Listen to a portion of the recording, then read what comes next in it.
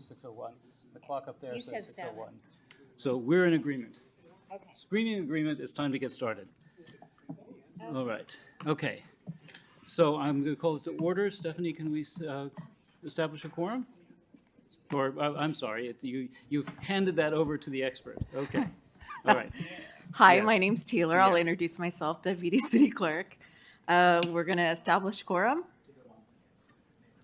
Oh, I already said all present, so I read your mind. All right. Bruce. Okay. You made it. Yes. Commissioner Ahi, Oh, here. Commissioner Disney, Here. Commissioner Doran, Oh, yay, you got it right. Yeah, here. See, Stephanie. Commissioner Mensinger, Yes. Commissioner Roche, Here. Vice Chair Beninato, Here. Chair Steinle. Here. We have a quorum. Thank you. All right. The first thing on our list is public comments on items not on the agenda. I see one member of the public. Are you intending to speak on an item on the agenda or one that isn't on the agenda? Not on the agenda. Okay. Did you fill out one of the speaker cards? Okay. You can speak and then fill out the card. The only thing that we ask is that you print your name because that way people can read it. Okay? You do anything else you want with the card, but print your name on it. You can fill it out now or after you speak, whichever you like. Just and then give it to Taylor, and she will have it. Okay.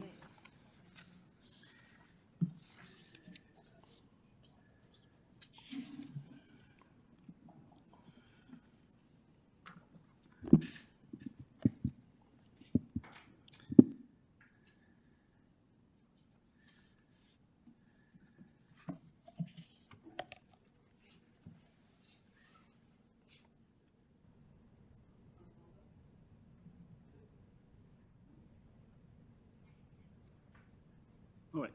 Then if you'll come up to the podium here, and the microphone either is, It is, yeah. it's it on, is okay. Yes.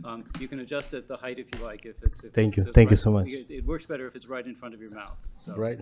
Thank Okay. you. Appreciate it. Okay, and would you please introduce yourself as to the Sure. extent you wish to? Yes. Yeah. Good evening, Chair, Planning Commissioners. My name is Oswaldo Segueda. I'm a field rep of a Carpenters Union of the Northern California, representing 46 counties.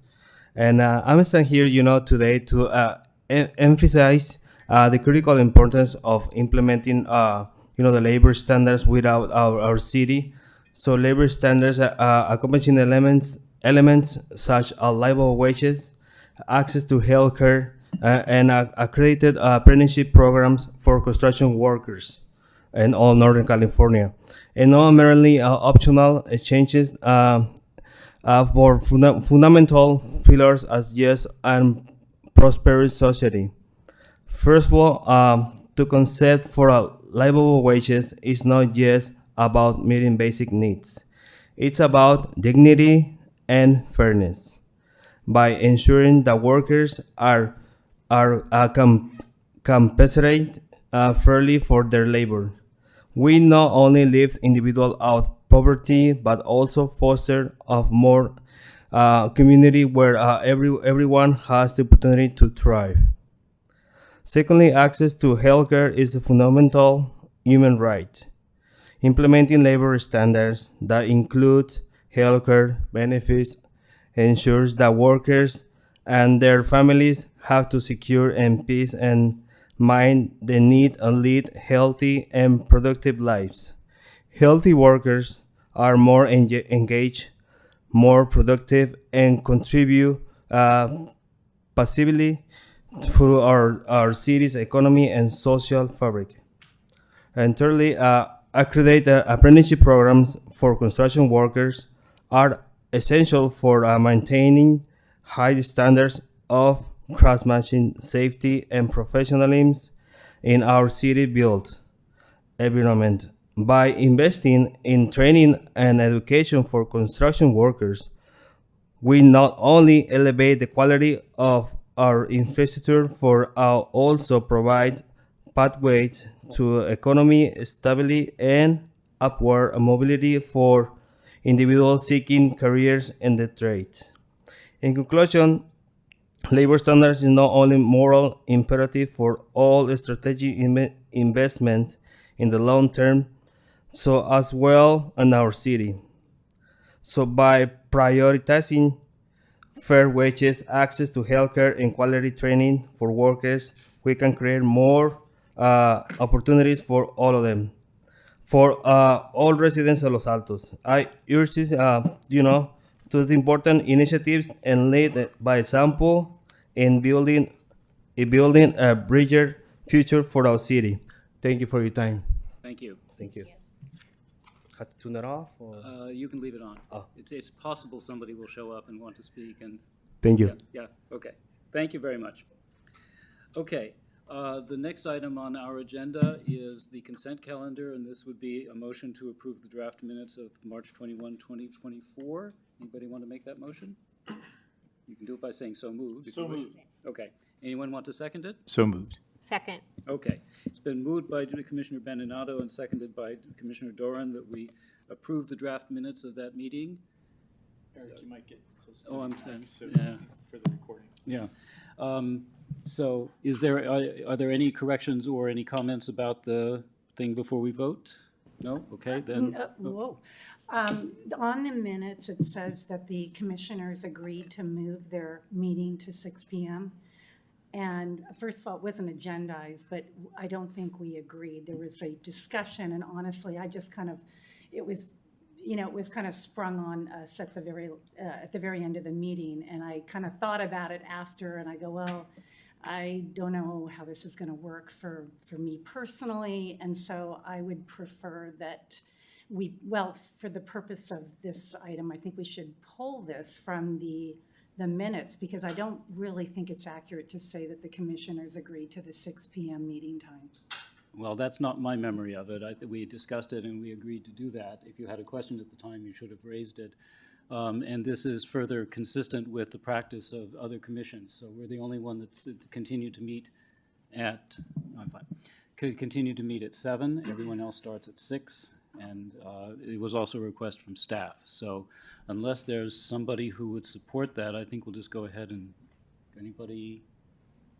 Okay, then let's just go ahead and vote. Commissioner Ahi, Yes. Commissioner Disney, No, Commissioner Doran, Yes. Commissioner Mensinger, Yes. Commissioner Roche, Yes. Vice Chair Beninato, Yes. Chair Steinle. Yes.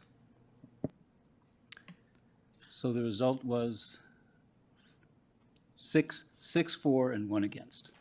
All right, Yes. Do I okay. It's training. mo- So you should say that the motion passed 6-1 with Commissioner Disney opposing. opposing? Yeah. Okay. All right. Motion passes 6-1 with Commissioner Disney opposing. Great, thank you. The next item is our public hearing, which is consideration of an amendment to the zoning code, which implementing SB 9 dual opportunity developments. I've been practicing saying that for a while. And it's time for the staff presentation. Nick, is that, or Stephanie, is one of you going to present something? Stephanie, the Deputy Director, tonight will be taking this item. Okay. Good evening, Chair and other commissioners. My name's Stephanie Williams, and I'm the Deputy Director of the Development Services Department, and I will be presenting on the SB 9 regulations, which are a housing element implementing ordinance. So some background, California Senate Bill, or SB 9, was passed by the California Legislature in 2021 and took effect January 1st, 2022. And it requires the ministerial approval of housing development projects and lot splits on single-family residential zone properties. Similar to state ADU legislation, it allows jurisdictions to adopt and apply local objective standards as long as they don't prevent the development of new residential development to provide for increased housing opportunities which comply with SB 9's regulations, or decrease allowable intensity or density consistent with SB 330. In anticipation of SB 9 going into effect in January 2022, Los Altos adopted an SB 9 implementation resolution on December 14, 2021, which assists with the review of SB 9 applications consistent with state law. It also establishes objective design standards for residential units developed under the regulations, which are not included in state law. On January 24, 2023, the city adopted the 6-cycle housing element, which includes Program 1M, titled SB 9 Implementation, and it requires the city to monitor and modify the regulations if necessary to remain in compliance with state law. Consistent with this program, staff proposes the codification of SB 9 regulations in the zoning ordinance and minor changes to improve implementation consistent with state law to clarify language and align with modified city practices and laws. So SB 9 has two major components, which are the provision for urban lot splits and residential development projects. Urban lot splits are the subdivision of one R1 zoned lot into 2 lots, with the provision that one lot cannot be less than 40% of the size of the original lot, and it must have a minimum lot size of 1,200 square feet. The graphic provides a simple example of some typical lot splits that can be done through an urban lot split. SB 9 residential developments allow for up to 4 units on an existing R1 lot or a lot that has been subdivided by an urban lot split, and these are a combination of primary units, ADUs, or JADUs. There are different permutations of how this can be accomplished, which this graphic demonstrates, but for existing lots not established through an urban lot split, up to 2 primary dwelling units and 2 accessory dwelling units and/or junior accessory dwelling units are allowed. For lots established through an urban lot split, in addition to a primary dwelling unit, a second primary unit or an accessory dwelling unit or junior accessory dwelling unit may also be allowed for a maximum of 2 units per resulting lot. But the key to remember is that all options always lead to a maximum of 4 units. The draft ordinance includes objective development standards and design standards for the development of residential units under SB 9, which incorporate these mandatory standards, as well as other objective standards, which do not preclude development in conflict with SB 9 or SB 330. So this graphic is intended to kind of demonstrate a non-SB 9 development side by side with an SB 9 development, just to demonstrate kind of what a maximum build-out scenario could be. So the one on the left is a non-SB 9 development. That includes 1 primary unit, 2 JADUs, an attached ADU, and a detached ADU. And the one on the right is 2 primary units with a JADU and an ADU.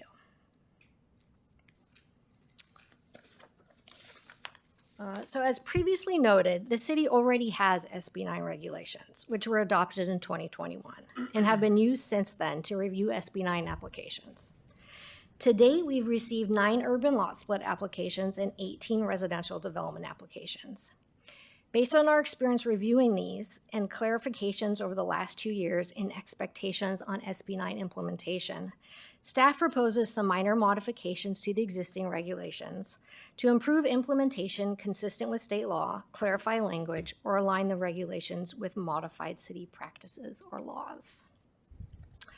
So in conclusion, staff recommends the Planning Commission recommend the City Council introduce and adopt the draft ordinance and find it to be categorically exempt under CEQA.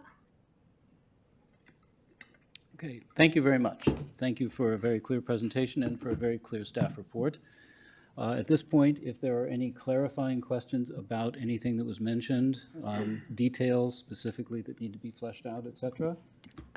Stephanie, so the objective standards are the additional objective standards were the ones that the commission worked on. We worked on them for over a 1.5 year period. Are those that's incorporated into it? That's correct. Yeah, they're ones we carried worked on. over from the existing ones into the proposed. Okay, because we worked on it for a long time, a couple years ago. Yeah, thank you. Susan. So, under this provision, if it's a lot split, that means, unlike what we approved at our last meeting with adding an ADU, there is separate ownership of those two lots. So they can be sold and conveyed separately. That's To correct. clarify that, okay. Okay. I had a quick question. What is the applications that have been received? What is the kind of the overall look in terms of the size of the lots that are being considered? I'm just curious, like on lots that are 45 feet wide, are they doing the flag lot or are they doing the 20-foot wide lots? Or like what is there a consensus of like what people are doing and what challenges are residents having with fitting two lots on some of these parcels? So they're not having many challenges because the existing minimum lot size in Los Altos is already rather large. It's 10,000 square feet. And it can go down to 1,200 square feet. So I'm sure there are some kind of substandard lots out there where they could be much smaller. But for the most part, people are not having a problem, finding or subdividing a lot using SB 9.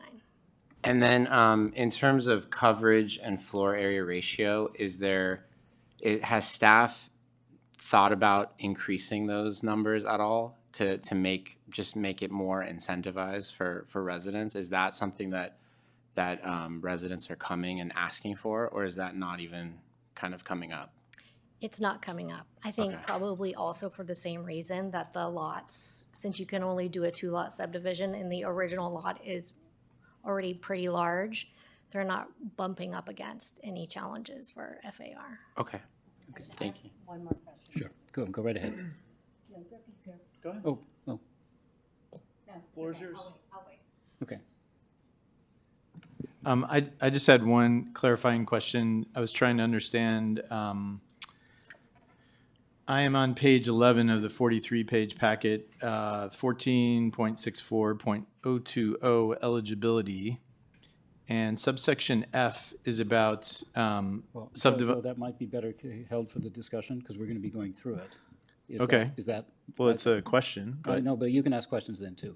okay, I can wait if you'd like. Okay, all right.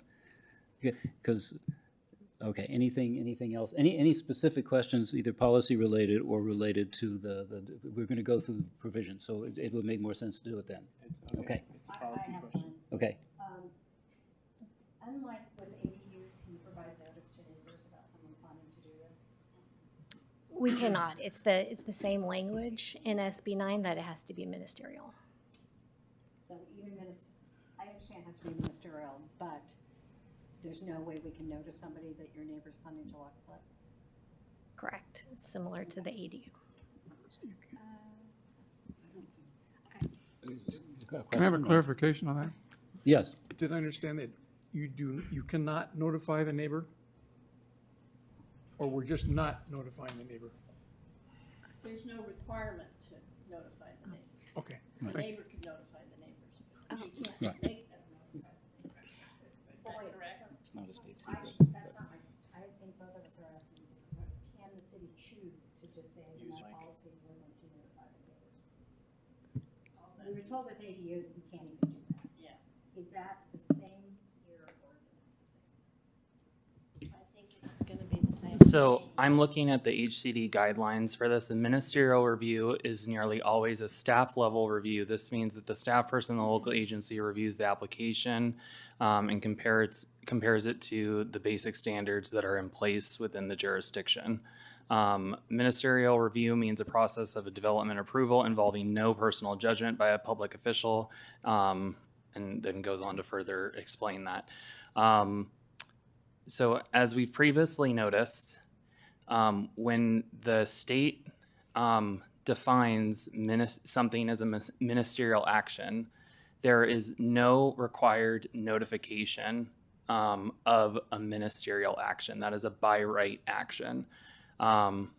So when we say ministerial, it's just like if someone were to come in and say, I'm gonna, do an encroachment permit to, replace the driveway apron at my property. We do not notice people for stuff like that. So it is the same exact level and hierarchy, and it's defined as ministerial. So we have two. It's ministerial or discretionary, one or the other, discretionary means that we're allowed to notice.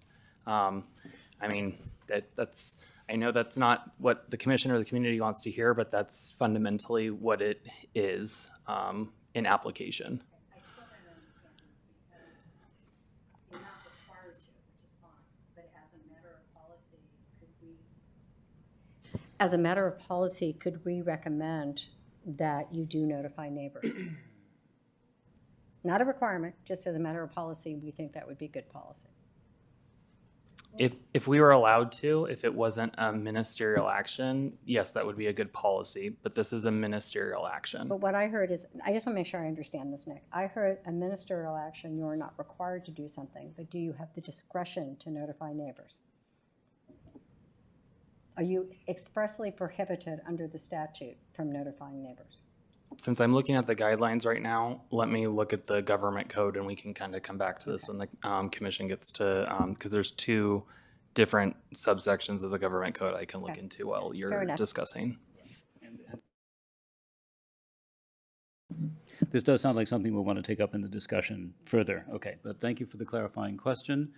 Any other questions, clarifying questions? Yeah, and I want to thank you, Commissioner Mensinger, for bringing that up, because that was one of my questions, and I don't have to ask it now. Okay, so I have to say I'm not completely clear on what is the definition, because there weren't definitions in the proposed ordinance. What's the definition of a primary dwelling unit? Because I know the ADUs and the accessory units can be, they have to be 800 square feet or larger. What are the constraints around a primary dwelling unit? Like, what makes it a primary dwelling unit? So a primary dwelling, the reason you don't see any definitions in this section is because all the terms are defined already in zoning or in state law. So it would be redundant to do so. We would only want to further define something if it wasn't already defined for clarification. But a primary dwelling unit, and it is defined in zoning, is an independent living unit that contains living area and kitchen facilities. What was the last piece? Kitchen. Okay, so how would that be different from an ADU? So then an ADU is further defined as being accessory to the primary dwelling unit and dependent on there being a primary dwelling unit. Does it have to be smaller than the primary dwelling unit? Correct, yes. There's the size limitations on ADUs where there is not a defined size per se outside of what's allowed by the development standards, like FAR, setbacks, lot coverage, things like that. So in the past, back in the old dark ages when I was up here, ADUs, accessory dwelling units, had to look accessory to the primary dwelling unit. And based on what I'm reading here, there is no requirement that the ADUs or the secondary units have to look accessory to the primary dwelling unit. Is that correct?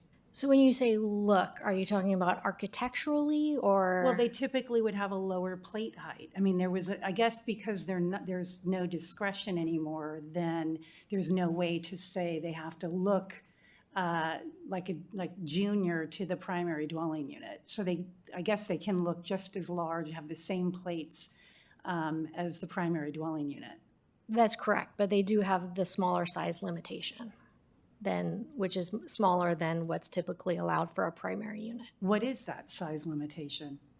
That's going to be defined different for every property based on the development standards. But FAR is typically one of the biggest limiting factors.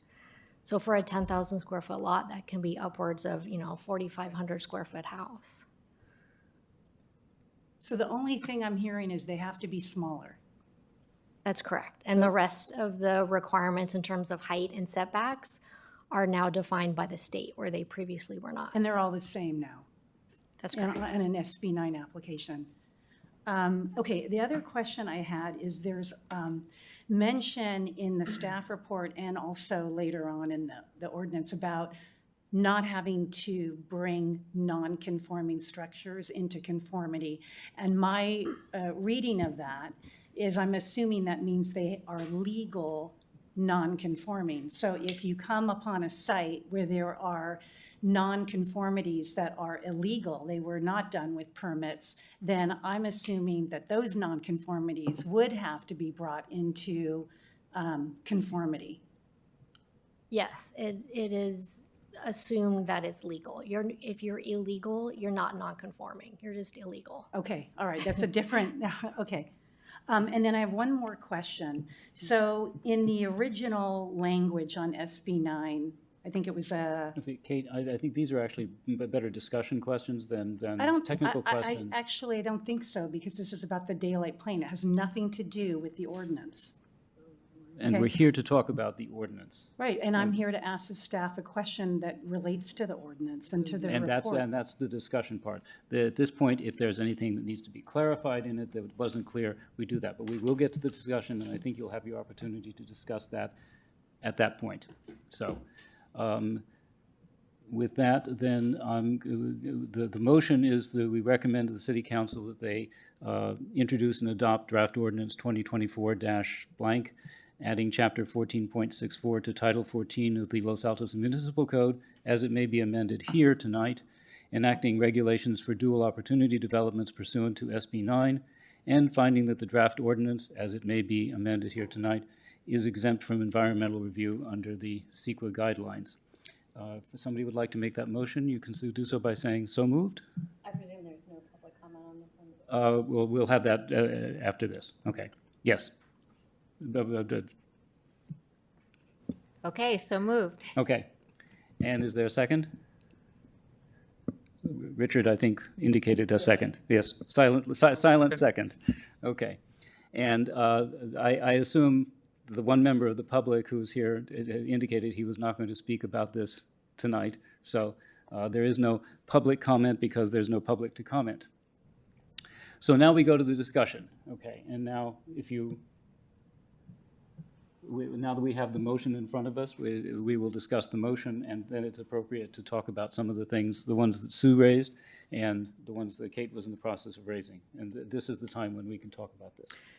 So when the city first wrote their ordinance on, their SB 9, their interpretation was that this is my kind of interpretation of the city's interpretation, that in SB 9, when it referred to a 4-foot setback, that the city interpreted that to mean from the fence to the first floor wall, because they kept the second story setback at 11 and a half feet. I forget, I can look it up, but they didn't have, the second story had a setback. They had a setback of 11 and a half feet.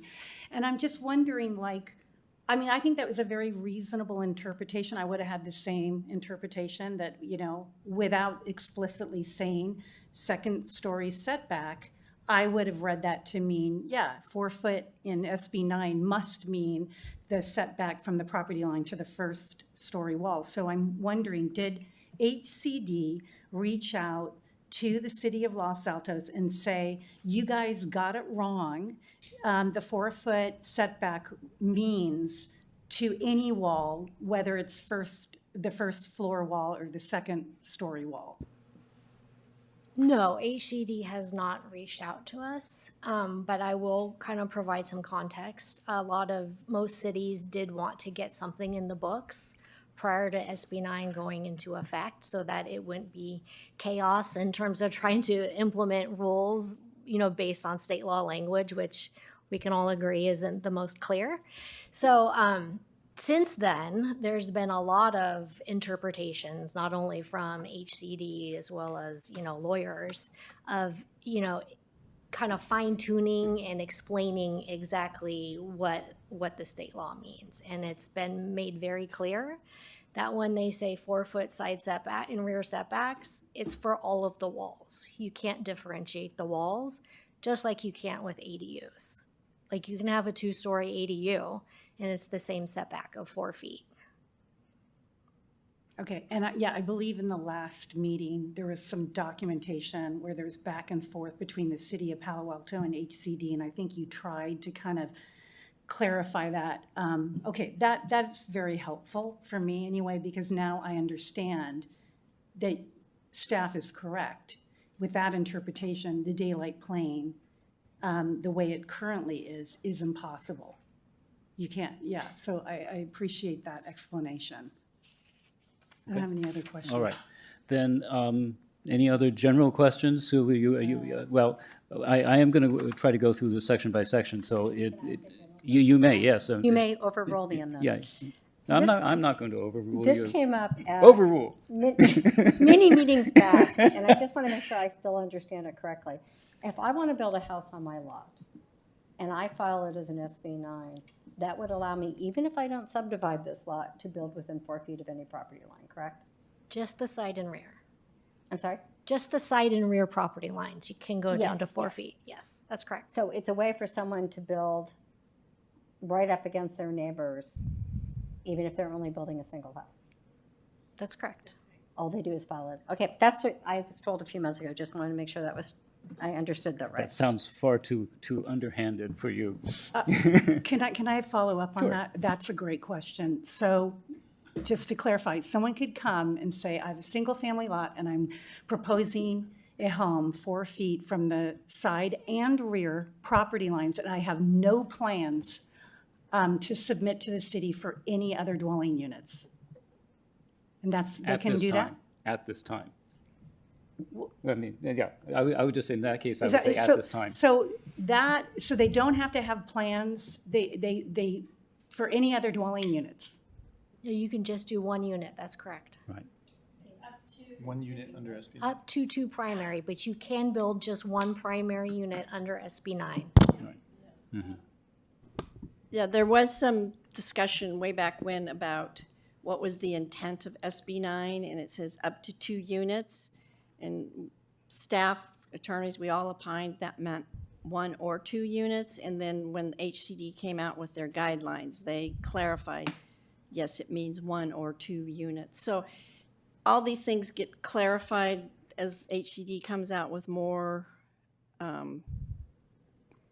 guidelines, booklets, because they get all these questions and then they put the answers out to help us all. So we're sort of after the fact looking and seeing what else they've opined on. But yeah, but SB 9 is up to 2 units, so it applies to 1 unit.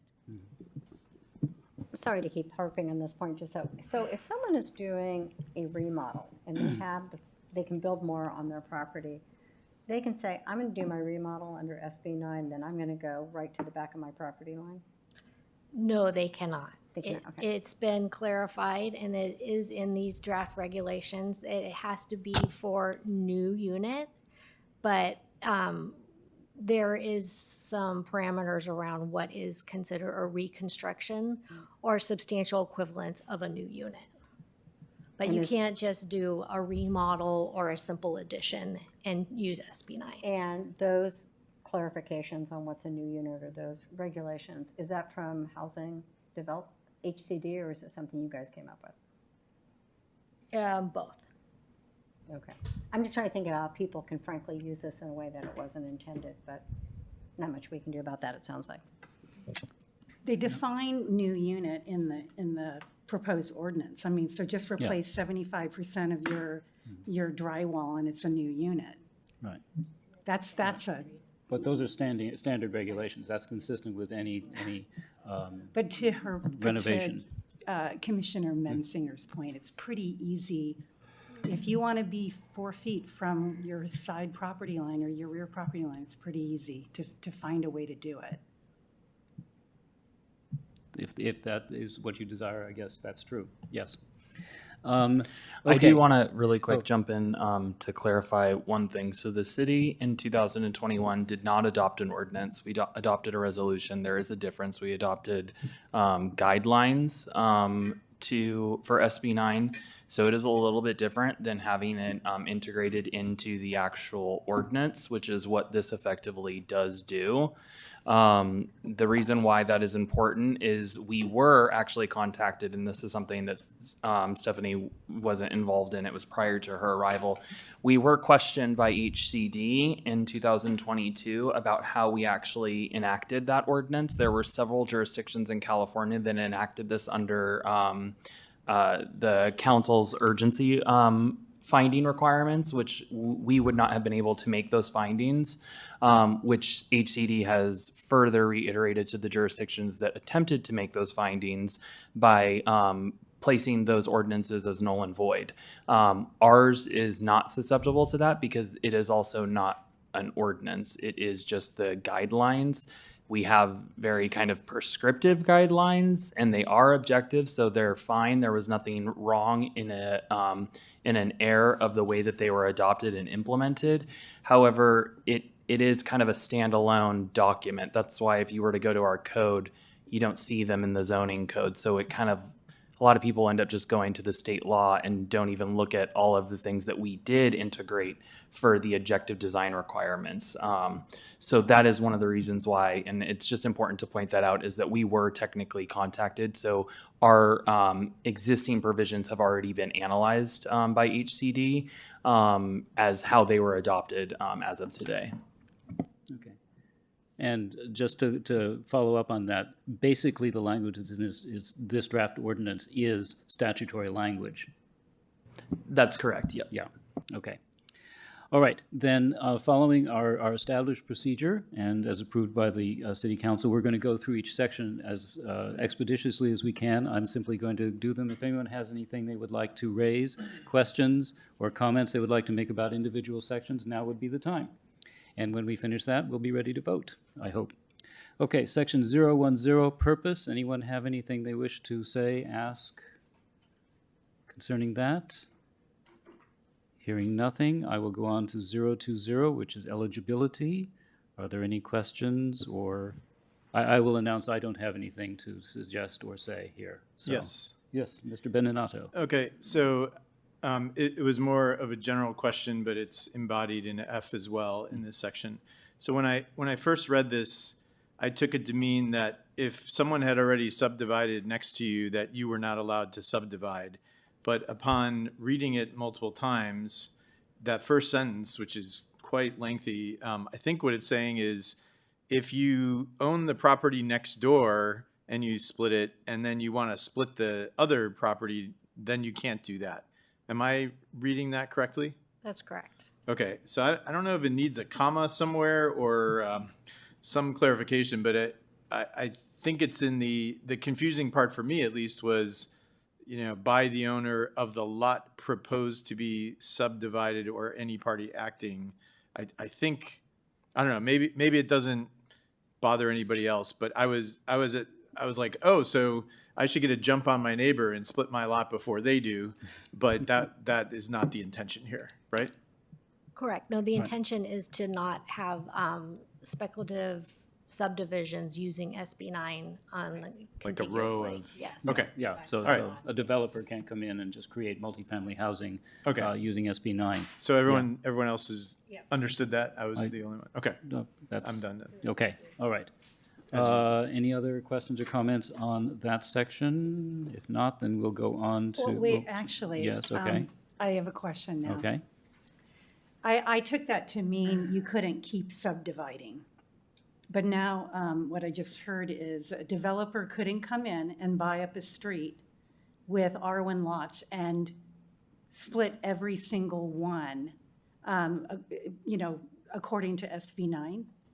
It's both. E prohibits the same lot from basically having an urban lot split twice, and then F prohibits abutting properties from the same property ownership group from doing it. Interesting. Okay, thank you. Yeah, And I think it's also really important just because it does, we'll get to it in a couple sections, but just to orient, since the commission hasn't talked about SB 9 in quite some time, is SB 9 was never a law with the intent to benefit developers. And you'll see that in subsection 0.050, which is owner occupancy. That's why the legislature did require a 3-year clause so that you're not having flippers come in and buy properties, subdivide under the ministerial process. This was one of the things that happened, and I do not remember what number it was because it actually failed. But there was a prior Senate bill to SB 9 that was a 2-year bill. They thought they were going to get it done the second year, and it failed. So it died in the legislature. So it had to be reintroduced as SB 9. And this provision and clause was integrated in it to be able to get the legislature's majority buy-in on it. And so that is actually one of the kind of main clauses that has helped a lot of communities understand, is that you're not going to have mass droves of people coming in to buy, because otherwise they're going to sit on the investment for a minimum of 3 years in order to be able to have the legal right to be able to actually sell the property. Because it's really, when you kind of look at the numbers wise, the calculation ends up being is that resulting extra lot or the extra unit is really kind of the profit sharing kind of component of the investment, so to speak. So I just want to kind of somewhat point that out, just for when you're looking at other things, as to what kind of and why there's somewhat of a built-in protection almost in regards to how they structured it. And given the fact that one can subdivide and then sell part of it, that's even more important as a protection against further subdivisions of some of the larger lots. So, okay, then that brings us, if there are no more questions about 020, then 030, the number of lots and minimum site area. Any comments or questions relating to that section? Yes. Okay. For clarity's sake, I don't think it changes the intent at all, but I'd like to propose a change here. So as I was reading through this, we're only talking about 2 lots. So I think the language where it says the smallest subdivided lot should read the smaller subdivided lot. And then as you go on, where it says, and both newly subdivided lots shall not be smaller than 1,200 square feet, should be, and each newly subdivided lot shall not be smaller than. Minor nits, but just seemed like there was almost a double negative in here. And again, I was reading it and having trouble with it. So change the word smallest to smaller, both to each, and lots to lot. I don't know if others would support that. That's fine. Yeah, that's fine. That's fine. Makes sense. Okay? Yes. Okay. You guys okay with that? Yes. And that's all my comments for the rest of this as well. Okay. And that's just done. It doesn't have to be that. I guess that technically is an amendment, but there we go. Okay. Any other comments or questions about 030?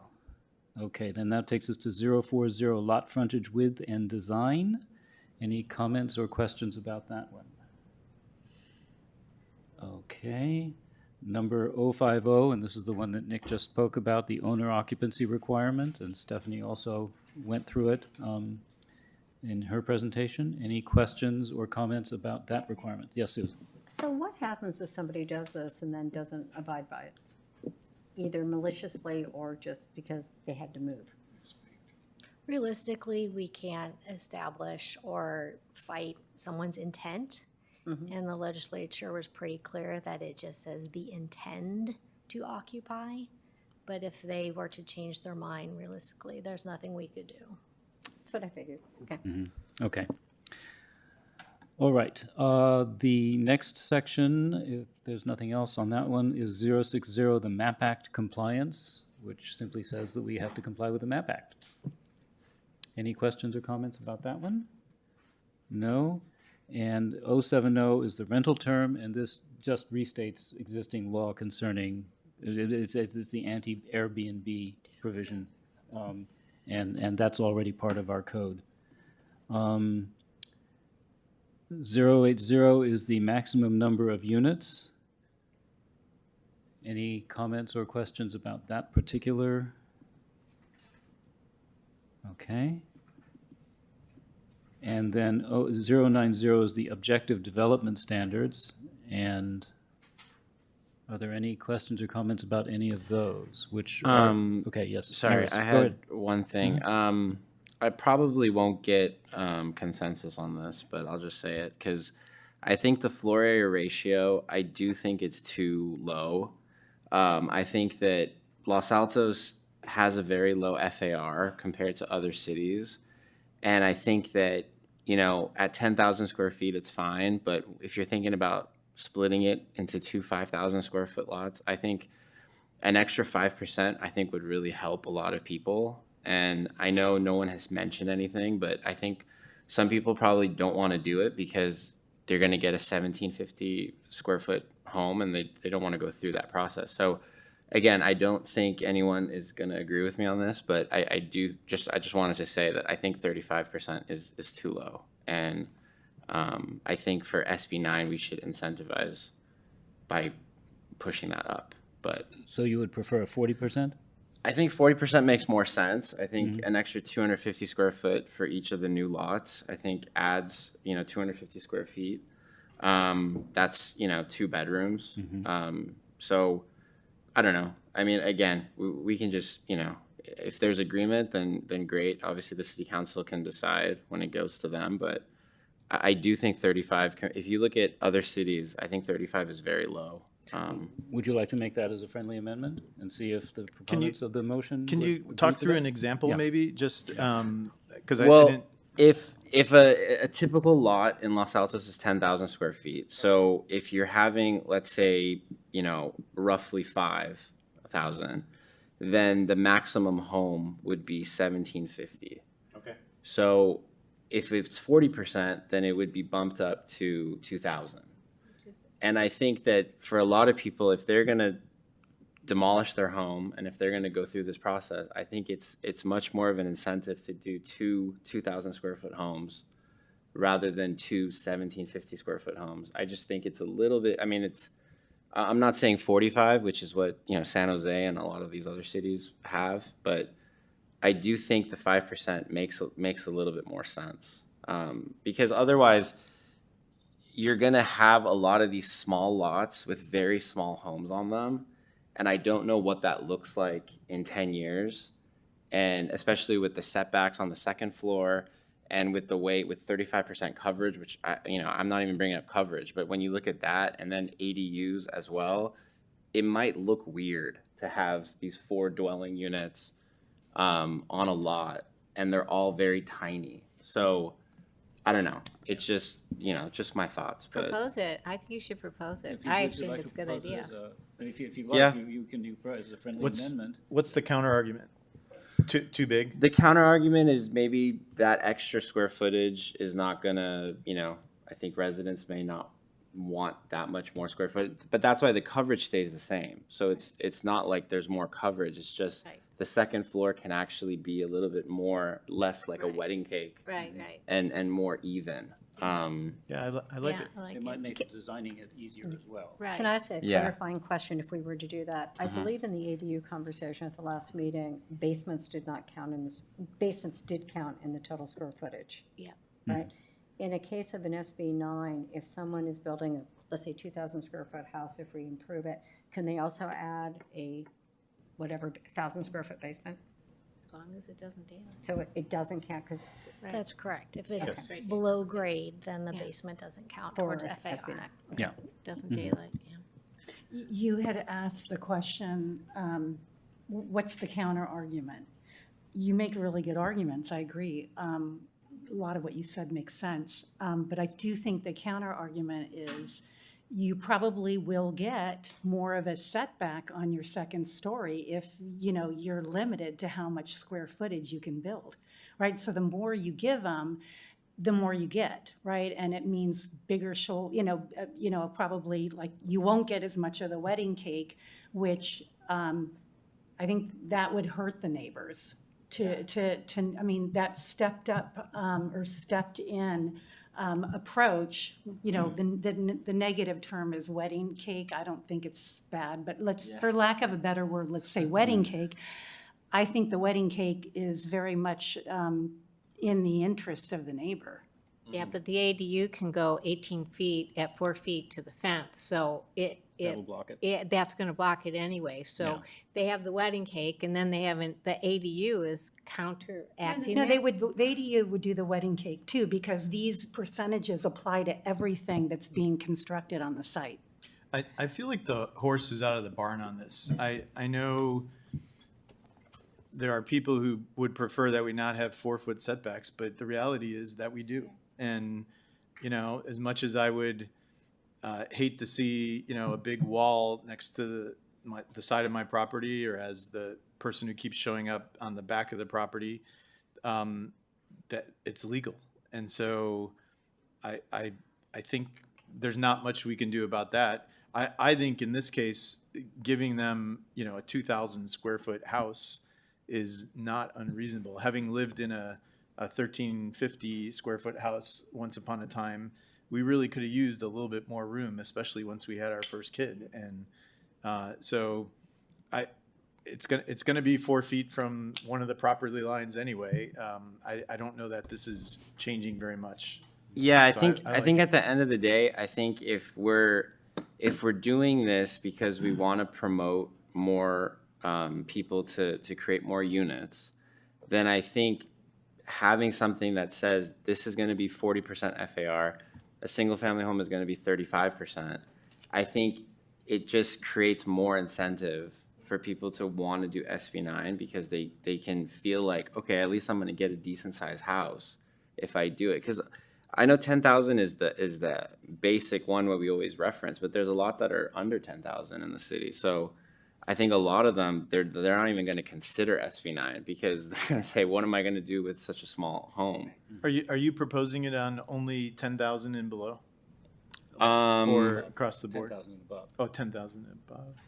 I mean, you're right. That's a good point because if there's, you know, if there's much larger parcels, then, you know, the 35% maybe is fine. I'm thinking of just as the 10,000, that was what my kind of standard was because a lot of them are the 45-foot width by whatever the length is to make it that average of 10,000. So I don't know. I mean, obviously we can add it in and see what we think, and then obviously the city council can have the final decision. But So would it be that first sentence where it's lots not exceeding 11,000? yeah, But so I had trouble figuring out the second sentence. Like, so if you have 14,000 square foot lot, which is exceeding 11,000, the maximum FAR shall be 3,850 square feet plus 10% times the net lot area. So Nick, can you translate that for me? If you had a 14,000 square foot lot, what is the FAR on that? I'm not trying to put you on the spot. I'm genuinely trying to Stephanie is understand. far better at math than I am. Oh, you're gonna make me do math? It's 35% plus 10% for every, for whatever amount you have over 11,000. Because at 11,000, it's 35. It's 35% at 11,000, and then 10% for anything over 11,000. Right. Right, if you so have for a 14,000, 14,000 square foot lot, it's, you, plus 3,850. I just didn't get You got the- 5,250. Okay, that's a big house. Yeah. Yeah, Okay. so I mean, I would be inclined to change it just for the first part. If you have a small lot Yeah. of some size, then maybe you can go up to 40. Otherwise, I think the other math works. But I'm glad you brought it up. Okay. What's the cutoff? You say a small size, do we make it a 5,000 square foot lot? Or what if it's 4,000 square foot lot, you know? Well, I think it was, well, it says 11,000 here, but Maris's example was 10,000, so. Yeah, I think it would be. Yeah, I think it would be anything under 11 as the main parcel. So it could go down to 4,000. I mean, you're right. 4,000. You do that calculation. That's a very small dwelling unit for some people. So I think I like that. I like that 40% for not exceeding 11,000. Okay. So if you're making that as a friendly amendment? Yeah. Okay. You two are the proponents of the motion, so you get to say yes or no. I am in agreement Okay. with the language that Mayor The original motion? Yeah. I was oh, not. Oh, you were not. I think it was Richard. Richard. Richard, okay. You get So- to say yes or no.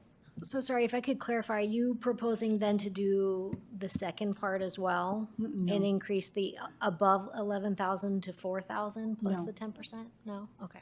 No, just the first sentence. Yeah, Change 35 to 40 in the first sentence, I believe. right. So I have one question. Tell me about basements.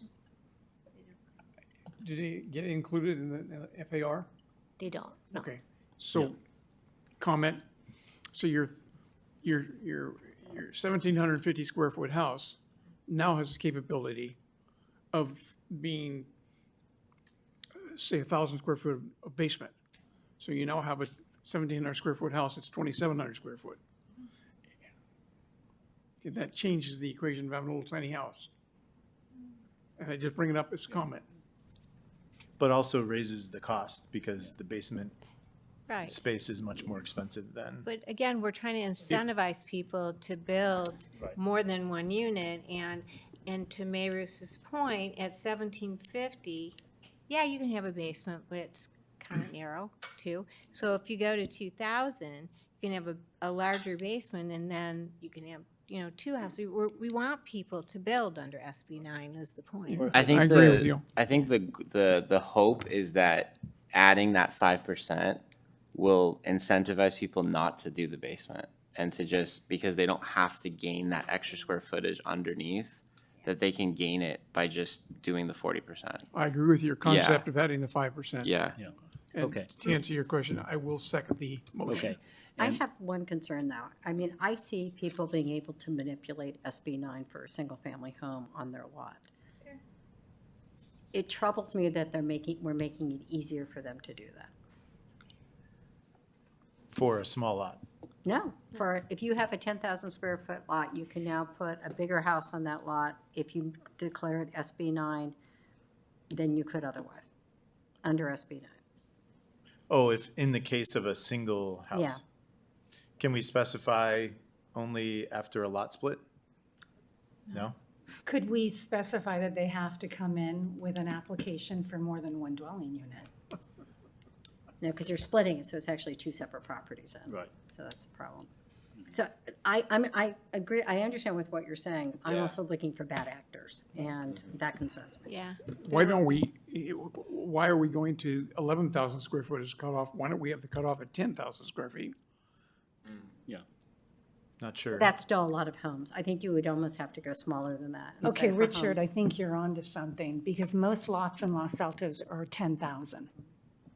Why- So, why so is it if 11?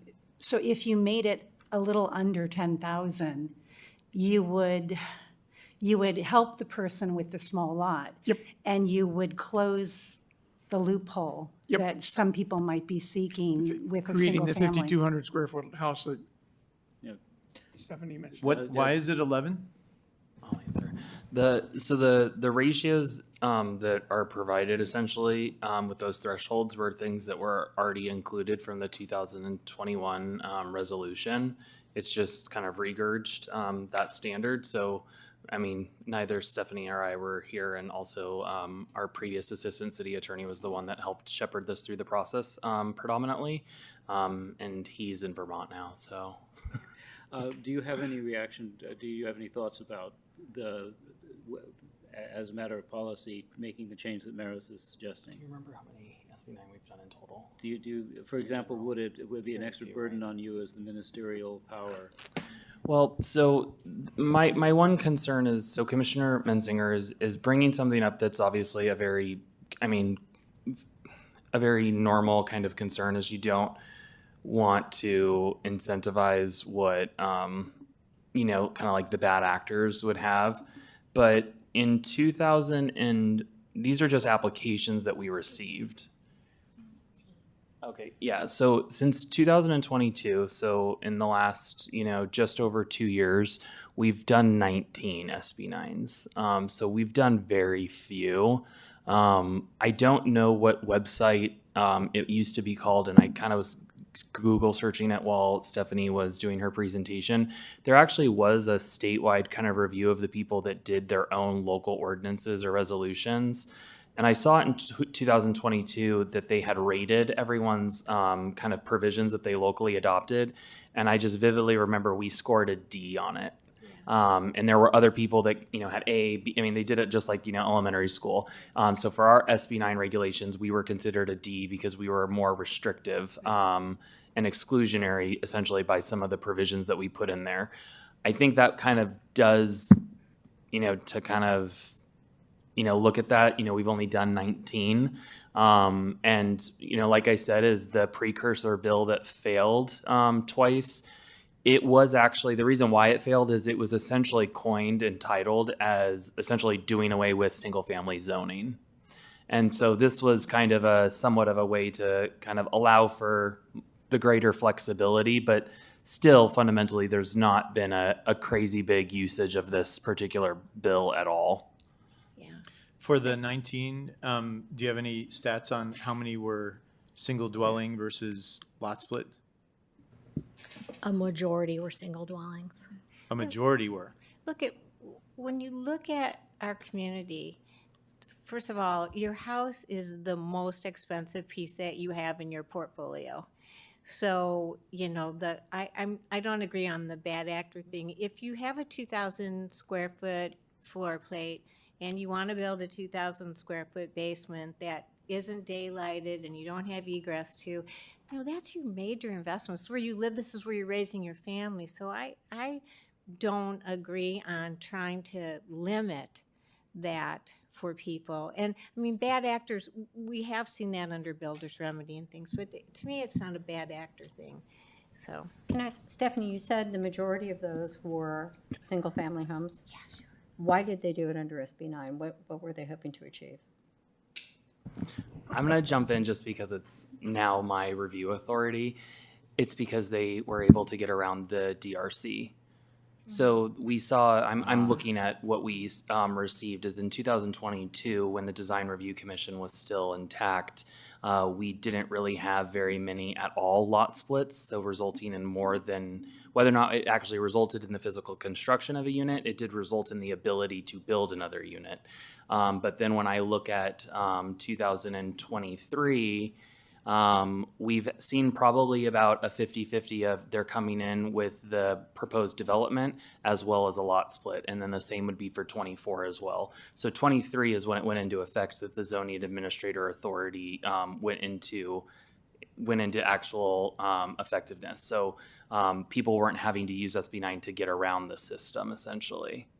So people were just doing it to not have to go to a subjective hearing, rather just getting objective findings applied to their property.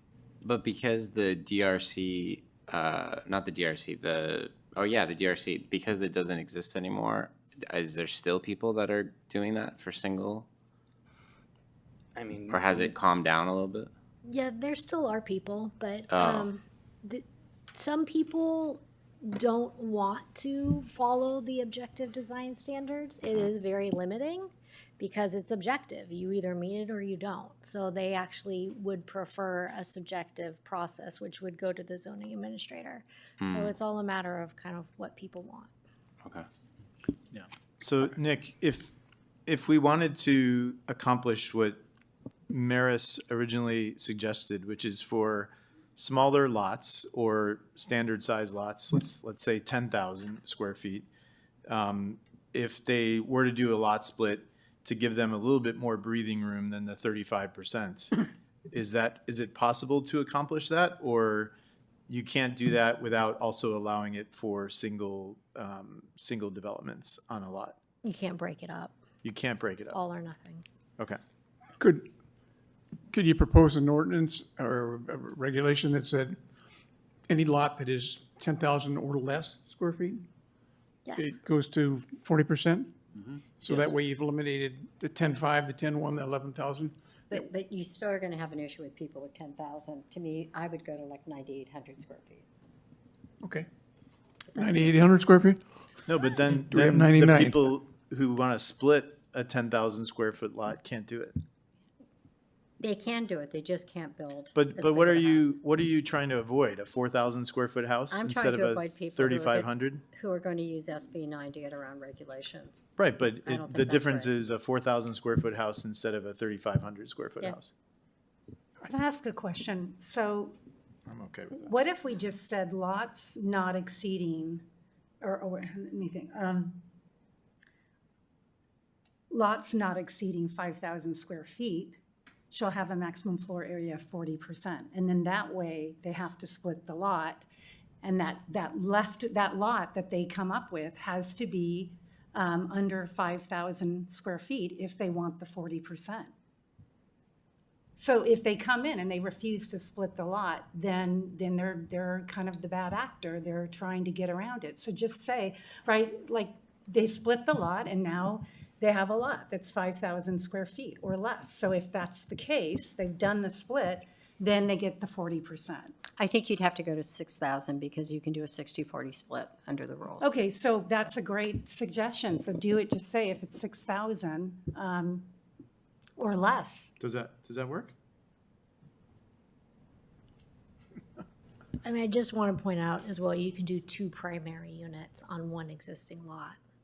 So while some people will do 1 unit, they could do 2 primary units as well. Well, then they don't get it, right? I mean, we got to draw the line somewhere, right? And then, you know. Wait, who doesn't get it? If you build two primary units, the lot is not under 6,000, so they wouldn't get the 40% FAR. They would have to split the lot to get the 40%. I think that works, but I feel like I'm missing something. Does that work? Go through that once more. I'm not sure. So just be really simple, under floor area ratio, everything would stay the same, except you would add a sentence that says lots not exceeding 5,000 square feet shall have a maximum floor area of 40%. Yeah, I would suggest the 6,000. Oh, I'm sorry, 6,000, that's fair. Lots So not if the- exceeding 6,000 square feet? It forces the lot split. So if you have a So, 10,000 okay, so if that's what you guys is, I would recommend you to not do that. You're trying to force them into something, and Commissioner Ahi hit this, we're supposed to be incentivizing this, and this is in direct opposition of what SB 9 and the housing laws are all meant to do.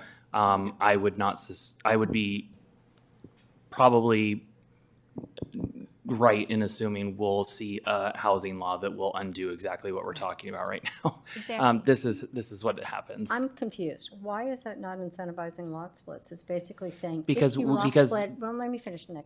If we lot split, then you can build a bigger house than you can if you don't lot split. So I'm a little puzzled why that isn't providing the incentive that we need, that we want to do. So if you're wanting to talk about it is just about the extra FAR, that's fine. I just want the commission to understand is we will not be enforcing or requiring a lot split. So if you do it as like that, that's kind of like almost like a new, I would say it's more of like almost like a footnote to this section is like, oh, you can actually get an extra 5% with what you guys are all kind of somewhat saying in various different ways. We'll have to reconcile it with a new provision. This is the bare minimum standard that this is how you can do it with SB 9, however they want to make it work. But hey, we'll offer you an extra 5% that then incentivizes it to get you to do the lot split. It's just the way that there's kind of multiple different ways that how you guys have been all approaching. I just want to make sure is that's fine for the extra 5%, but not as like the standalone provision is that it forces them into essentially a lot split.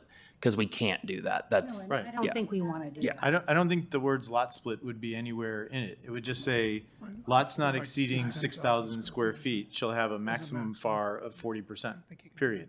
Exactly. And then unless there's some unintended consequence, it sort of provides a unstated incentive to split the lots into 2 smaller ones so that they could put a 2,000 square foot house on it. Okay.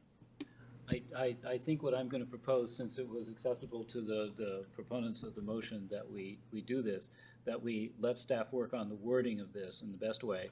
I think you're clear on what the commission sentiment is, that we would like to incentivize actually using SB 9 the way it was intended by allowing people with smaller lots to be able to build a slightly larger house on those lots.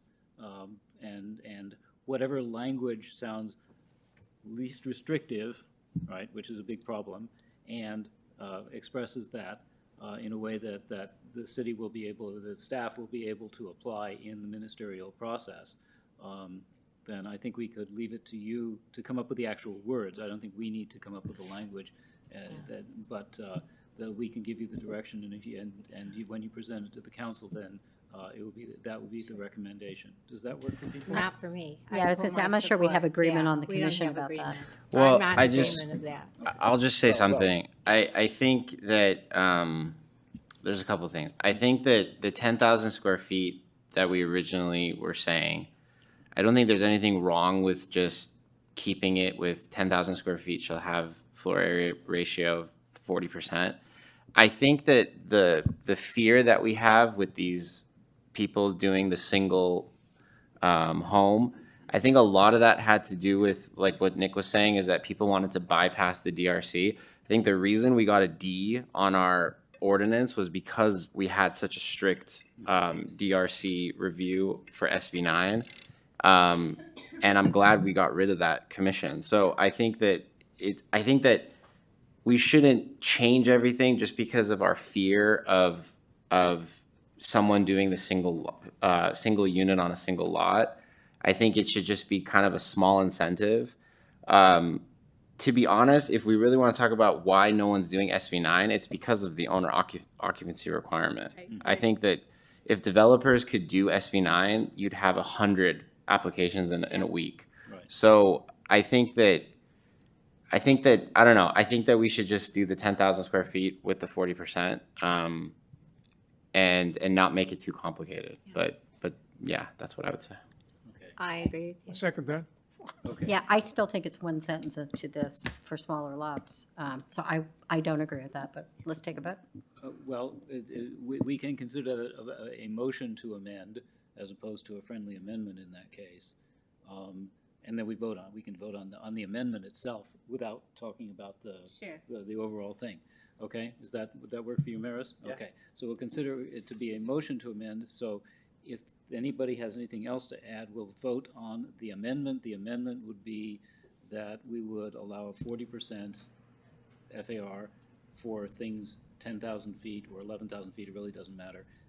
10,000 or 11,000 feet. 10,000 or less? 10,000 or less, yes, and that's Maris's proposal, okay? And that is an amendment, and it is now a motion to amend, which means we will take a vote on that issue only, okay? And then later on, we'll vote on the overall thing, okay? Do we need a second on his motion? I think it has been seconded. Okay. I think, yeah.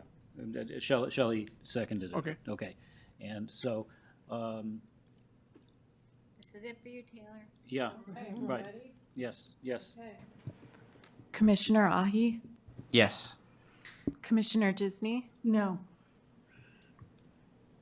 Commissioner Doran, Yes.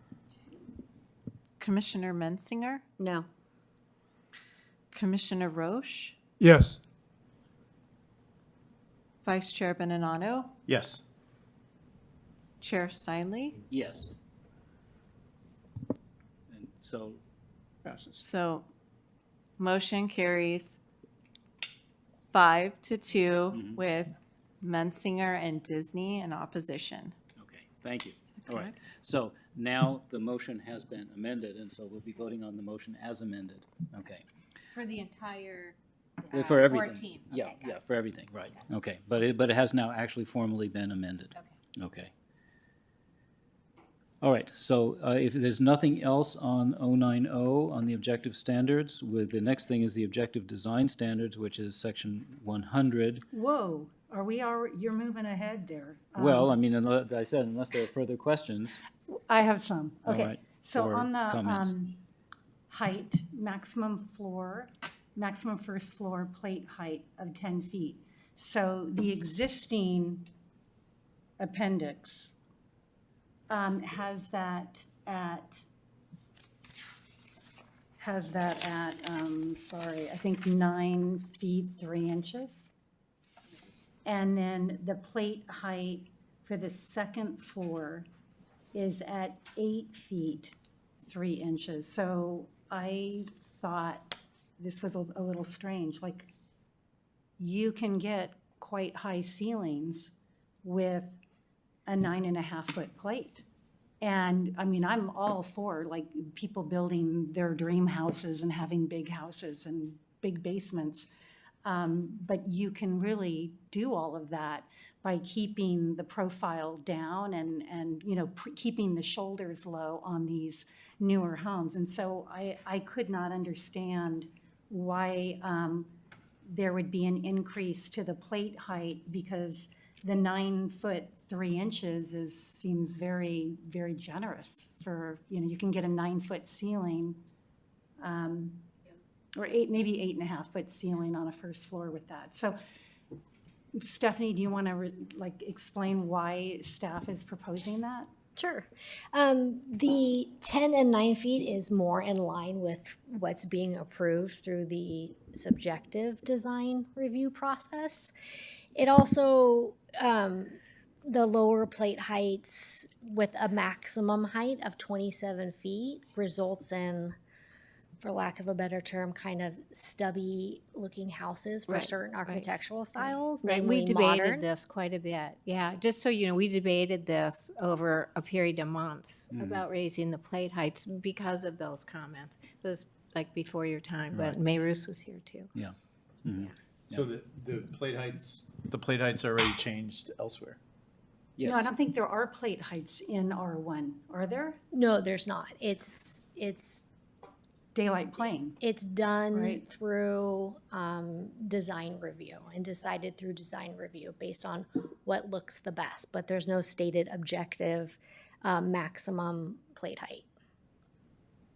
So I was just asking what Shelley was talking about. You debated it, and then was it codified somewhere else, or?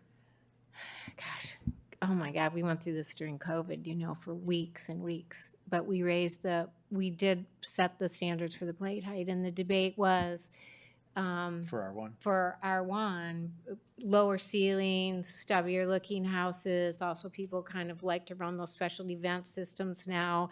There's a lot of things that run between the floors, and it was just too low compared to the overall general design of the house when you want it to seem, you know, 27 feet. So where else in the code do we have those plate heights? For residential, we don't. For R110 or in the R1 districts, there's no plate height. There's just subjective design standards and the design guidelines that generally talk about what could be appropriate. But Stephanie, in any other codes besides R1, do we have those plates? I believe we do in the multifamily Yes, design multifamily and has the a commercial. There are substantial- references to Right. plate Yeah. heights. So they're 10 and 9? Why don't you make a proposal and see if there's support? Okay, but I don't think there is, but I would leave it as is. Actually, okay, I could make it, I would say 9.5 feet, and then 8.5 feet for the second floor plate. Okay. Is that, are you making a friendly amendment? I am. Okay. And so it's up to initially to the proponents of the motion to say yes or no to that. Yeah, I just know how long we spent discussing this, and as a builder who's been, you know, builds multifamily, doesn't build single family, but knows what people want, it's just too low. I mean, it's too low in relative to today's standards out there for building. People don't want 8-foot ceilings anymore. And if you drop it down to 8'6", that's what you're gonna get if you're gonna run anything under the floor. So Is that a no? that's a no for me. Yeah, Sorry, it's my okay. long-winded no. All right. Unless you wish to make a motion to amend the process we went through a few minutes ago, that would we. I'm thinking about what Shelley just said. I think, you know, this is for the good of the entire town. It's for also the neighbors and the people who live in the town. And so I don't look at this as just something for the person developing, but I see it as protections for the people who live next to them. And I've just seen a lot of properties come out very well that are large properties that have compressed second stories and smaller shoulders, and they tend to be a more appropriate next generation development, because most of the homes in Los Altos have these lower slung, lower profiles. And so if you want that kind of, you want to retain that kind of pattern that you see, then you really do need lower plates. And I am so against dictatorial patterns when it comes to people's property rights. So I think that's where we differ. That's just dictating property right that, you know, houses aren't all low slung in Los Altos, and you don't have to be low slung. And if we wanted that, then we would set, you know, design guideline standards, and we'd have a design review committee. But yeah, I just don't agree with that. So just to be clear, the plate is measured from grade, That's not correct. from the floor. Correct. Okay, well, I'll just try this out then. I make a motion that we change the first floor plate height, as it's proposed at 10 feet, that we change it to 9.5 feet, and that the second floor plate be changed to 8.5 feet. That's Okay. my motion. And that's a motion. Is there a second? Okay. Okay, then. For failure of a second, the motion to amend fails. And is there anything else relating to section 090? Yes, Okay. there's more. Oh, there's more, okay. Under second store decks and balconies, there is a requirement in the existing that requires that there be a 25-foot, I think, setback between the balcony and the side property line. That's correct. And that's going away. So even though we only allow decks on the front, it could be on the front and kind of not in the middle of the project. It could be kind of on the corner, and it could be right next to the side property line. So it seems like there's a potential privacy impact with that. And what I'm seeing in this entire thing is what was added is screening to obscure the sight line from a balcony. So staff is recommending removal of the 25-foot separation from the deck to the side property line, removal of the language about the railing being solid, and then adding evergreen screening. Excuse me, if I may ask a question. You're talking about the second-story decks and balconies, and it says that it's only on the front elevation facing a street. Right, that's correct. That's not going to be looking over anybody's yard. Has nothing to do with side setbacks. I don't understand what your concern is, because if it's only facing the street, it's on the front of the house, and it's facing the street.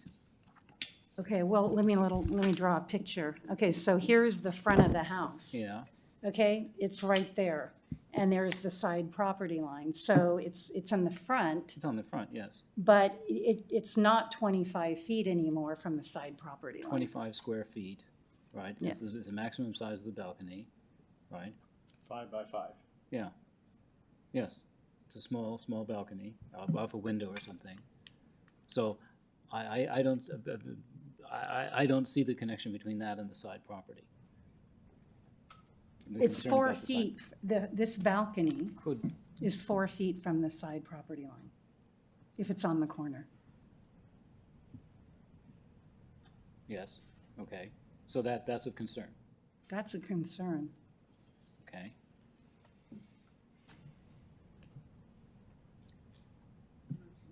I mean, balconies are very contentious because of privacy concerns. So I was concerned with this because You're now allowing it to be 4 feet from the side property line. So if you'd like, I could provide some context around the recommendation. And it's mainly because most of the privacy concerns we see are on the side and rear of properties. Sure. But if a balcony is just on the front, the adjoining properties would have the same setback. So even if they are at, let's say, the edge of the house on the front, you're really only looking over the person's front yard who is at the same setback line as you. You're not visually looking into their side or their rear yard either. So we didn't think that that would create any additional privacy concerns. But Stephanie, it could be on the corner of the front. Is that correct? It could, but it would still be overlooking a street. Right. Right. In no case would it not be looking at a street. Or an empty front yard. Right. Yeah. Right, and which has a 25-foot setback, so. Well, wait a minute. Okay, maybe I'm not understanding this. Yeah, I think we're reading it. Yeah. So could it, if you are flanked with 2 lots, you're not on you have a street in the front and you have 2 houses on the side, couldn't you, under this ordinance, put your balcony on the front at the corner of Yeah. the house? Yes. Okay. But how is that going to look in the house next door? Well, it's looking into their side yard. No. You would have to crane around in order to do that. What it looks at, it seems to me, is the front yard and the front elevation of the house next door, which is public. So, but staff has added under landscaping that it be, that view, if there is a view to the side, it would be obscured with screening. Yes. Okay. Right. All right, doesn't seem like people are too keen on. But it's only screening. 6 by 4 Yeah. and a half or so. So it's very small. You know, you The got houses- 4 feet deep and 6 feet long. The houses are next to each other, so if there's a balcony right here, it's overlooking, I guess if they hung off the side of the balcony and looked backwards, they could see the side of the house. But not into the house. Both houses have the same setback from the street. Yeah, I get it. So they're looking right at that corner. No. They are looking, this No, is the front Well- and this is the front and there's the balcony. and The they're balcony's looking- off the front. It's, No, it's, you're right. It's at the front. It's also at the side. It's at the side and the front. it's off the front. Right, It's but not, there- it's not embedded in the corner of the Well, house. Stephanie, can the balcony be in the corner of the house? Of the front facade, yes, but it can't wrap Okay, around so the there you have side. it. They're looking right there. I would suggest we see if there's any support for this, otherwise we Yeah. should move on. Right, I agree. Anyone share the concern? Okay, I'm not seeing anything. Okay. Any other comments or questions? Kate? Yeah. Okay, I have a note in here, and I don't remember where it's from, but Stephanie, in the original, it says the garage has to be set back 1 foot from the main wall, and that was removed, and I'm just wondering why that was removed. No, that's retained Oh. in the next objective design standards under site and Hang building on, design. Yeah. All right, I'm sorry, okay, so that's there, thank you. So some of my notes are left over.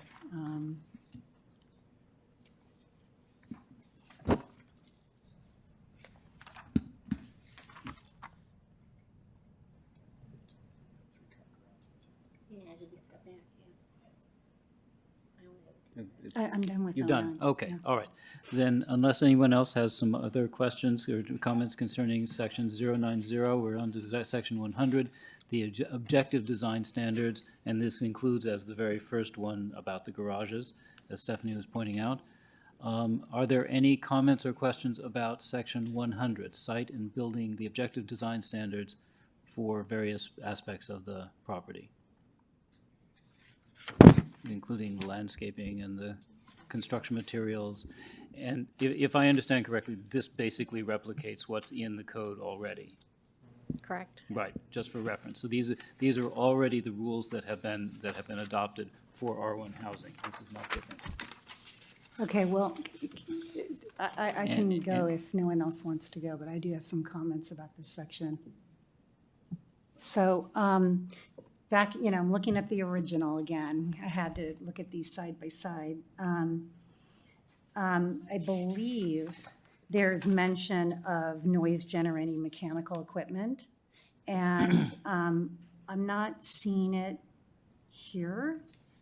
And I know we talked about this with the ADUs, and it's really important when you get intensification of a site and you're getting lots of units close to a property line. So I'm wondering if the other commissioners would entertain an amendment that would say something like, any mechanical equipment shall be located on the interior sides of units, away from all property lines and outside any required setbacks. No roof-mounted mechanical equipment shall be permitted. That's straight out of the ADU ordinance, and I think it kind of applies here because we're talking about lot intensification. So just for some context, the reason it wasn't not included is because since the original resolution was done a couple years ago, we have since revised the mechanical equipment ordinance, and it requires a 5-foot setback. Right. Right. And Yeah. so there really would be no way, if you were at 4 feet and your minimum is 5, to put any equipment in 1 foot. So you would be meeting the city's mechanical equipment. And regardless of the setback requirement, you always have to meet the noise standards. At any So, time. Yeah, at any time. And do we allow any roof-mounted mechanical equipment? No. With the submission of a acoustical study. Sure. Saying that it does. Right. So you would have to hire an acoustical engineer to demonstrate that. Okay. And that's already in another part of the code. Can I just follow up on this? People are now putting in heat pumps, right? That's more common than your traditional AC. And are we finding that they're a lot more that they have a lower dB rating than your typical HVAC? Yeah, they're much quieter. Okay. Yeah. Any other questions or comments about section 100? I have a question about 15. It says, except for pathway lighting, outdoor lighting fixtures shall be downward facing and fully shielded or recessed. And when I looked at this, I thought, we're kind of making a loophole by saying except for pathway lighting, because pathway lighting can be pretty awful, right? I mean, in terms of, kind of the light not being shrouded and going everywhere. So I thought rather than making any kind of exception, I would like to see it just say, all lighting shall be downward facing and fully shielded or recessed. I don't know why pathway lighting couldn't be shielded and directed downward to the path. I will say, as somebody with cataracts in both eyes, having bright lights is a good thing. It's also an ADA issue. So I don't think that we can say everything has to be downward facing. I think for the pathway, and people aren't going to have spotlights to light the pathway. But I would not agree to that, because seeing where you're going is a really important thing, and it can be very difficult to do, particularly if people have paving stones and other irregular surfaces for the pathway. That I think is whatever lights it up the best, in my view, is fine. So the rest of it I understand, and that's fine, but I would want the pathway to be as bright as possible. I just want to be clear, I wouldn't propose that something not meet ADA. Well, but I think this is the only way to avoid a problem, let's put it that way. Stephanie, you have any thoughts about all of that? I mean, I think the intention is to, those little pathway lights, like you can get it at Costco Yeah, and the whatnot. cylinder, like they're a cylinder. Yeah, And they just stick in the ground, yeah, have- and they emit a little circle of light around it, so it goes on your grass and on your path. So that's not necessarily a downward facing light. Yeah. But they are only so many lumens too. All the pathway lights have very minimal lumens on them when you look at them. Yeah, I think the intention here is things mounted on the house itself, on the structure. Well, you want to make sure they're not shining into people's windows and not causing things like that. Yeah, and this may all be mooted if the council finally moves on the dark skies proposals. All of that is going to be readdressed. So I think we don't need to worry about this at this point because, first of all, it's not happening that much, and secondly, it may all be changed anyway. Under the Okay, dark well, skies we're proposal. not there yet, and I feel like it's my job, I have a duty to, just say what I think we fine. should do and try to make things as best as, best as it can be for the city of Los Altos. So let's just keep going if that's okay. And then on the lighting, when we were talking about the ADU ordinance last month, there was a requirement that we recommended approval on, which said no lighting should be on the side and the rear of a structure, mainly because they're 4 feet now from the rear and side property lines. And I thought, well, here we are. We're dealing with something that's a development that's very similar to, multiple ADUs. Why are we not, adding that as a protection to the neighbors? Well, if you have a kitchen door on the side of the house, you might want to light over it. Yeah, so I think the intention was not to be so prescriptive that somebody couldn't have a light on the side or rear of their home, like a patio light. But with this language, it says that it has to be fully shielded or recessed, so you wouldn't have that light intrusion of, shining into your neighbor's yard. Okay. Other questions or comments from anybody? Okay, so I'll just keep going if you guys don't mind. I was reading mixing roof materials and colors are not allowed except for curved dormers and shed roof structures. And I was a little confused because I had to read this a couple times, and I think what staff means is roofs on sheds, not shed dormers. Is that correct? That you're talking about roofs on sheds? No, it's a kind of roof. What So- section? A shed roof is a kind of roof. I know what a shed roof is, but we call it a dormer, like a shed dormer, and it didn't say shed dormer, so I was confused. Are we talking about shed dormer, or are we talking about a roof on a shed? And for the life of, I couldn't figure out why you would ever put a different roofing material on a shed dormer. You can have a whole roof structure that's just shed roof, so it just protrudes from the wall at a downward angle, and it doesn't have to be a dormer. Oh, okay, all right. And sometimes people try to mix materials. They likely they try to do, metal on those because you have to have a certain roof pitch for drainage. Okay, I get it now. Yeah. All right, I understand what you're saying. These are about roofs, not about, We're not talking about sheds. We're Not talking about talking about we're separate talking about building. overhangs over a Right, window or something. exactly. Okay. yeah. What section was that? That was B2. Yeah, and Kate, it will help if you tell us which section you're talking about when you're talking about these, because there are 30 of them. So Okay. I'd like to, on that item, I had a situation recently where we couldn't put in solar on top of clay tiles and had to put composite shingles underneath the solar panels, which would technically violate this provision. So we wanted, we didn't want to have to replace the entire clay tile roof, but that was the only way they would do it. So do we want to possibly have an exception for, like, is that a totally weird thing that never comes up? Like, were we I was told by the solar company and the roofer that this was increasingly popular around Los Altos because of all the clay tile roofs. and nobody wants to touch clay tiles. So So these are standards just for the construction or the major reconstruction of homes. So like a retrofit like that, it wouldn't come into play. well, but if somebody was building a house with clay tiles, and then but the solar array was on top of composite shingle or something else, it would technically violate this, right? I mean, I'm not a structural person, but I think there are other materials that you can put under that are a water barrier besides shingles.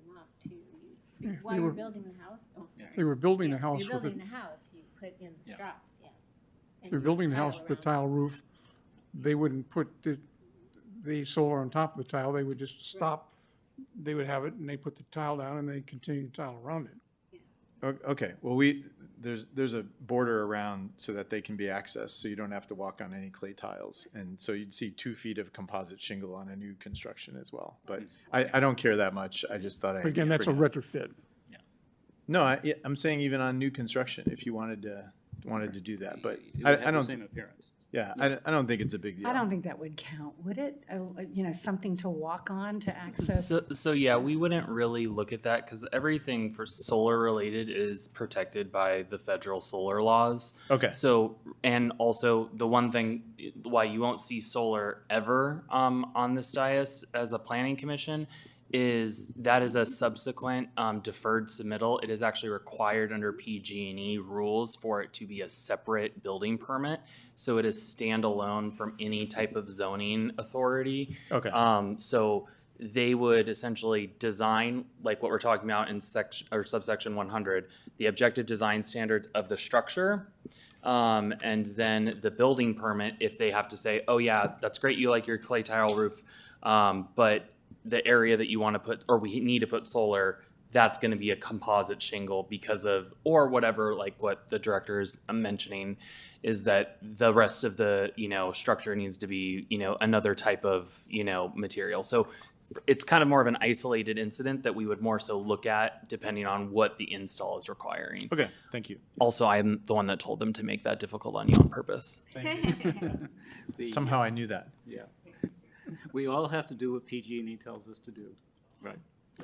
That's one of the rules of life. Okay. It doesn't matter what anybody else says. If PG&E says you can do it, you can do it. Or if, more importantly, if they say you can't do it, right, which is usually the case. Or we'll be there next week, which is an exaggeration.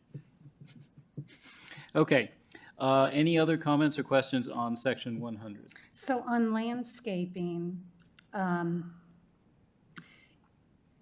the proposed ordinance says large canopy sized trees, and in the original here, it says category 1, category 2, category 3, which is kind of what I remember from the old days. So do we have a definition of large canopy? I mean, so that people know it's not the size of the planting, it's the size of the canopy at, 90% maturity. So do we have a definition so people know what that means? And do we have a list of,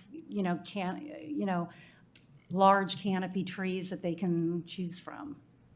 So it's more of an arboricultural definition. It's not defined in here, and we probably would want to steer away from dictating exact trees. The old reference to category 1, 2, 3 is actually the city's street tree planting lists, and it has kind of an antiquated list of trees that we don't recommend people plant today, like redwoods and liquid ambers and other things. So we thought it was prudent to not only change the language to be consistent with the new tree ordinance, but also to allow the planting of more modern appropriate trees. So then I guess my question is, if someone comes in and they say, I love it, when my neighbors have big trees, but I don't want to maintain them. So I want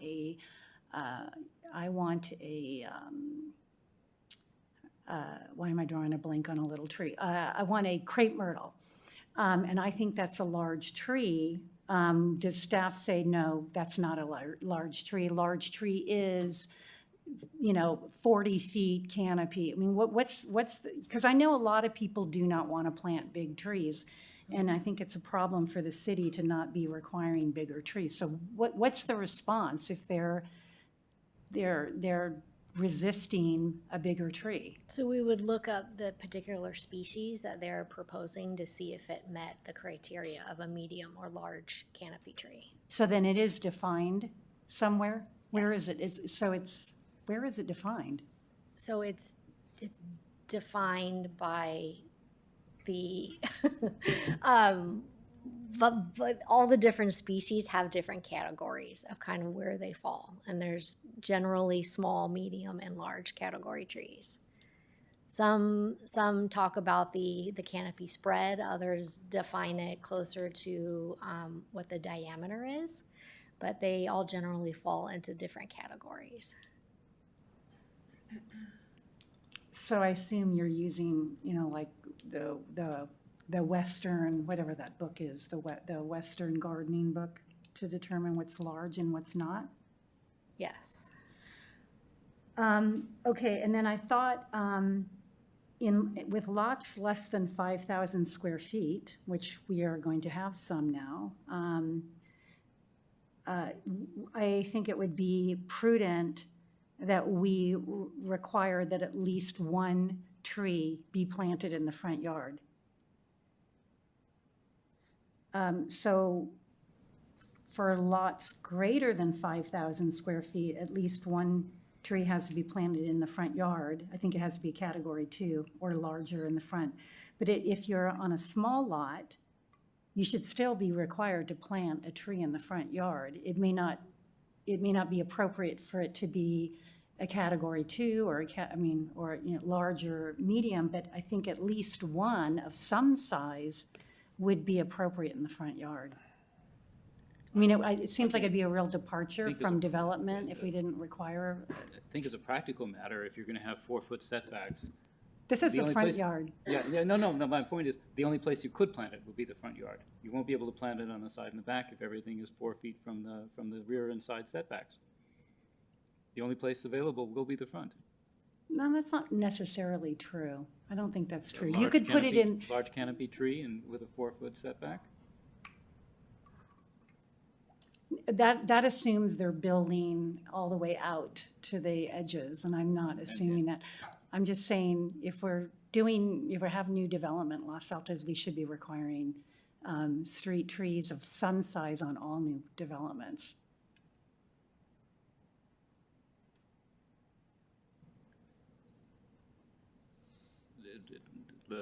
First, I'll ask if staff has any reaction to that from a practical point of view, and then we'll see if other commissioners have thoughts. I don't see any problem with, differentiating that the tree has to be in the front yard for lots less than 5,000 square feet as well. Or any lot, there must be at least one tree in front, Yeah. right? And if it's more than 5,000 square feet, then 2 trees or whatever the criterion would, Yes. would that be? I wouldn't touch C1, which says the tree in the front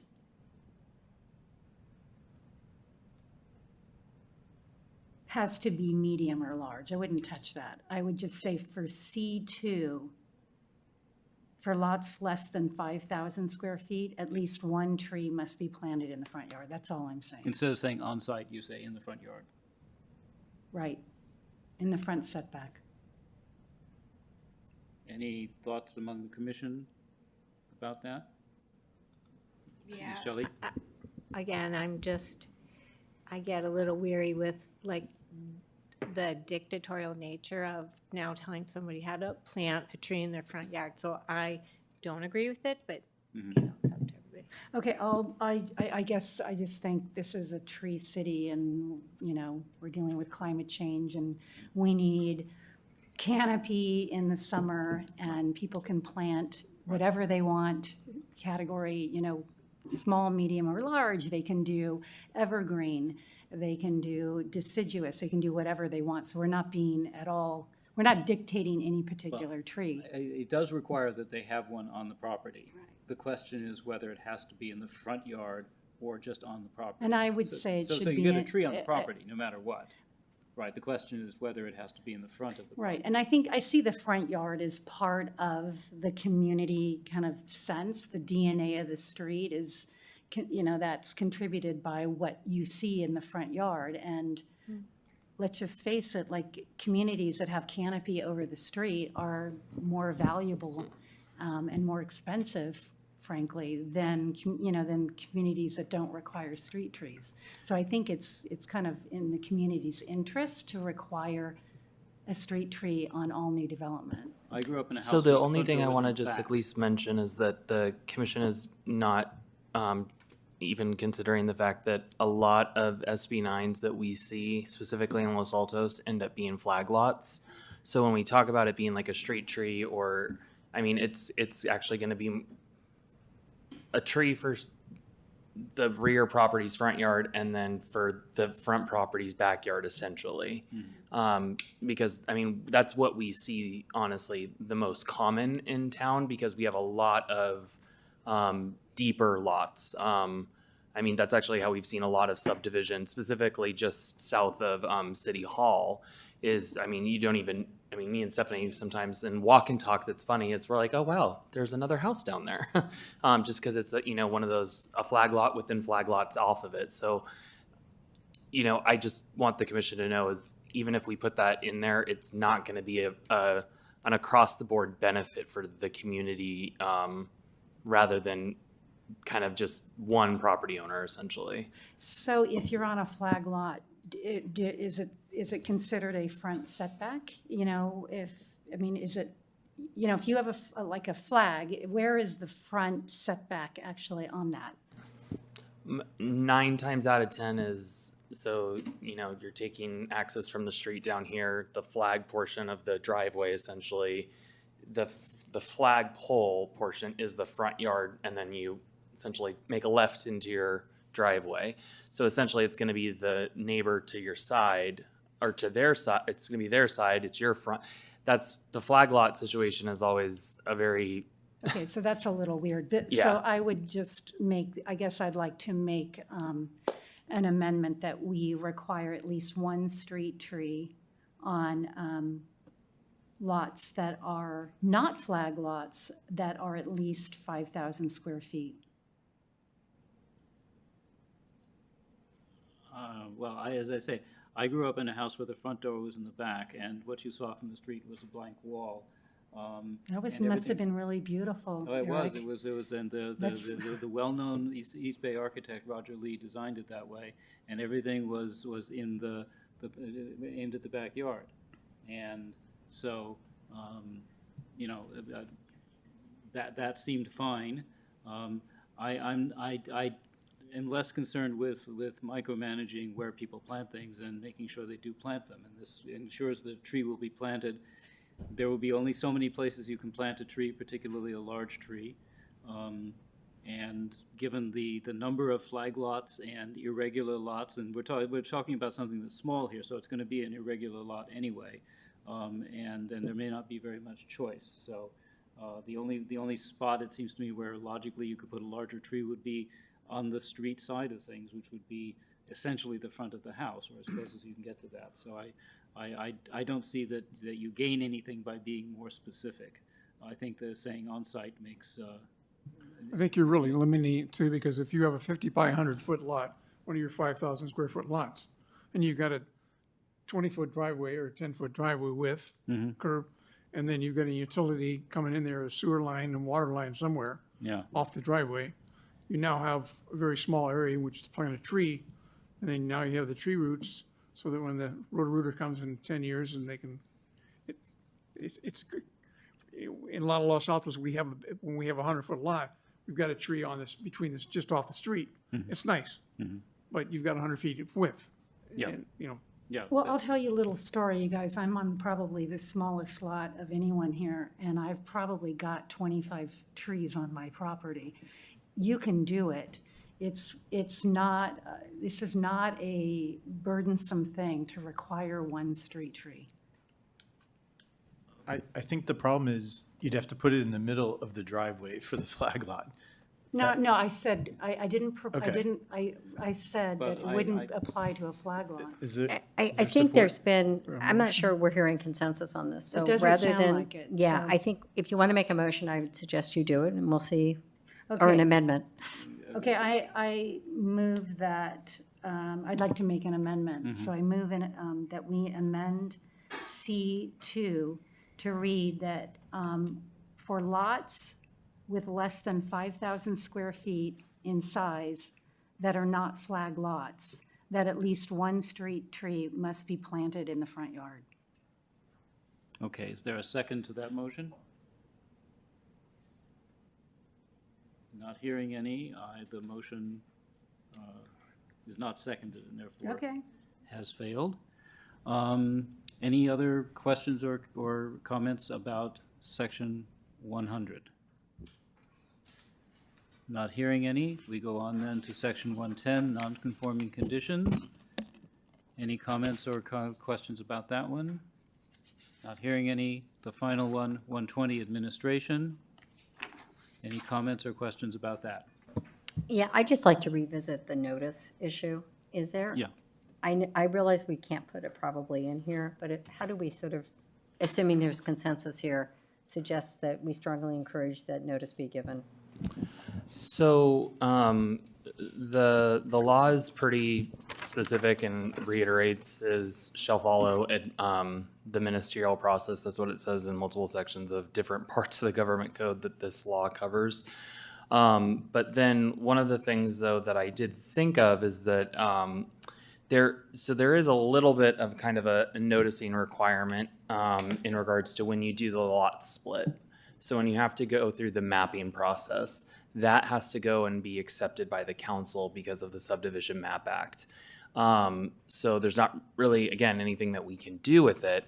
But essentially the additional unit itself follows the same lack of noticing requirements when it's just a unit getting created. Now, when a lot is resulting for an additional lot, there is some notification that ends up happening because it goes as a receive and file to the city council. Nick, we saw actually it's a neighbor of Joe and mine's right behind us. They created a subdivision, so we had to recuse ourselves at planning commission, but it did come before the commission as a subdivision. Is that the same, like what Susan's talking about?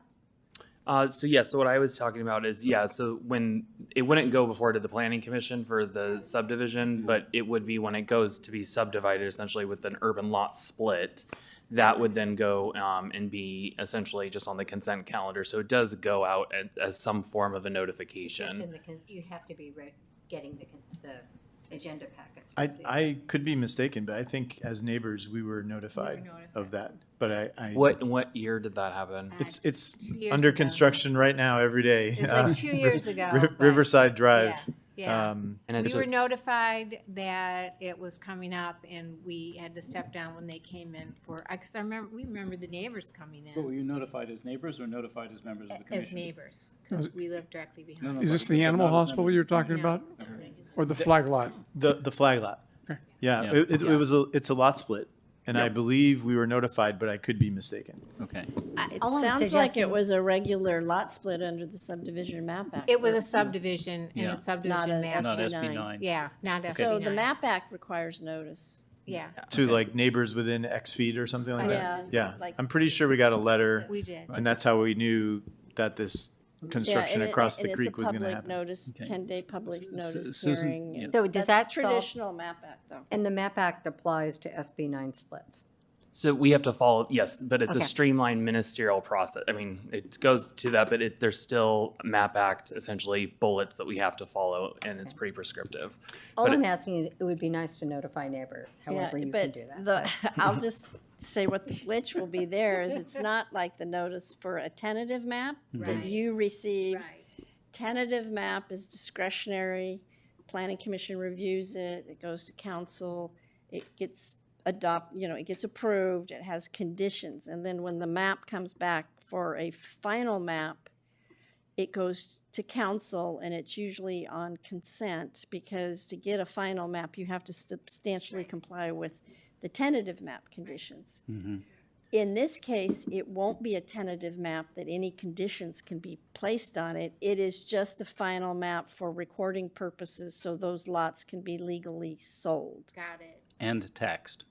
Oh, well. Most importantly, and taxed. Just to be Let me suggest one thing, and this is sort of planting a seed. The city website needs a fair bit of work and updating. One of the things that could happen would be in a situation like this, whenever a proposal is coming up. Now, this would be a passive notice, but that could be one of the things that is put there, and people would have to pay attention. People would have to go look for it. It wouldn't come in a postcard in the mail, but that at least would be one way to let people know that these things are coming.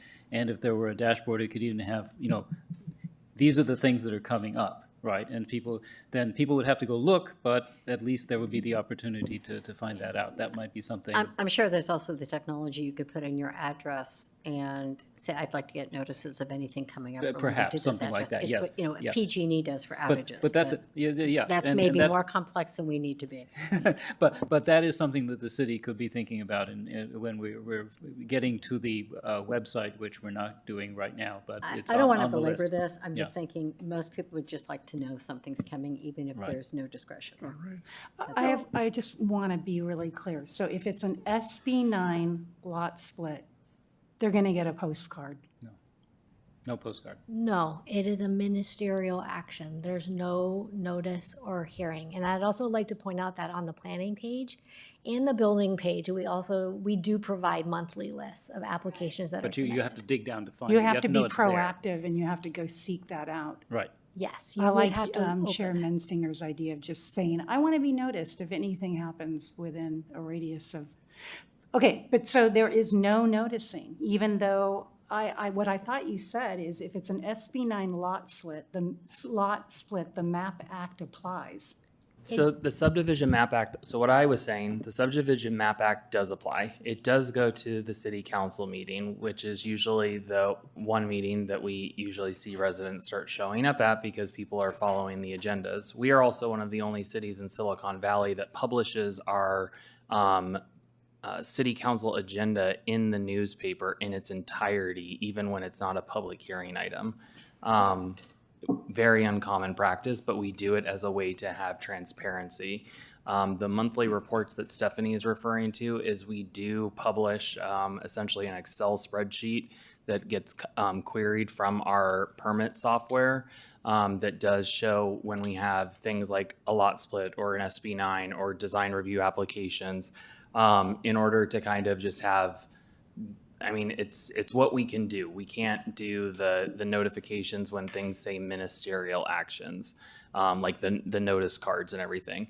To the chair's point, we actually have already included a line item for a comprehensive website update. I'm the one that's been pushing that because we do have limitations of our existing platform.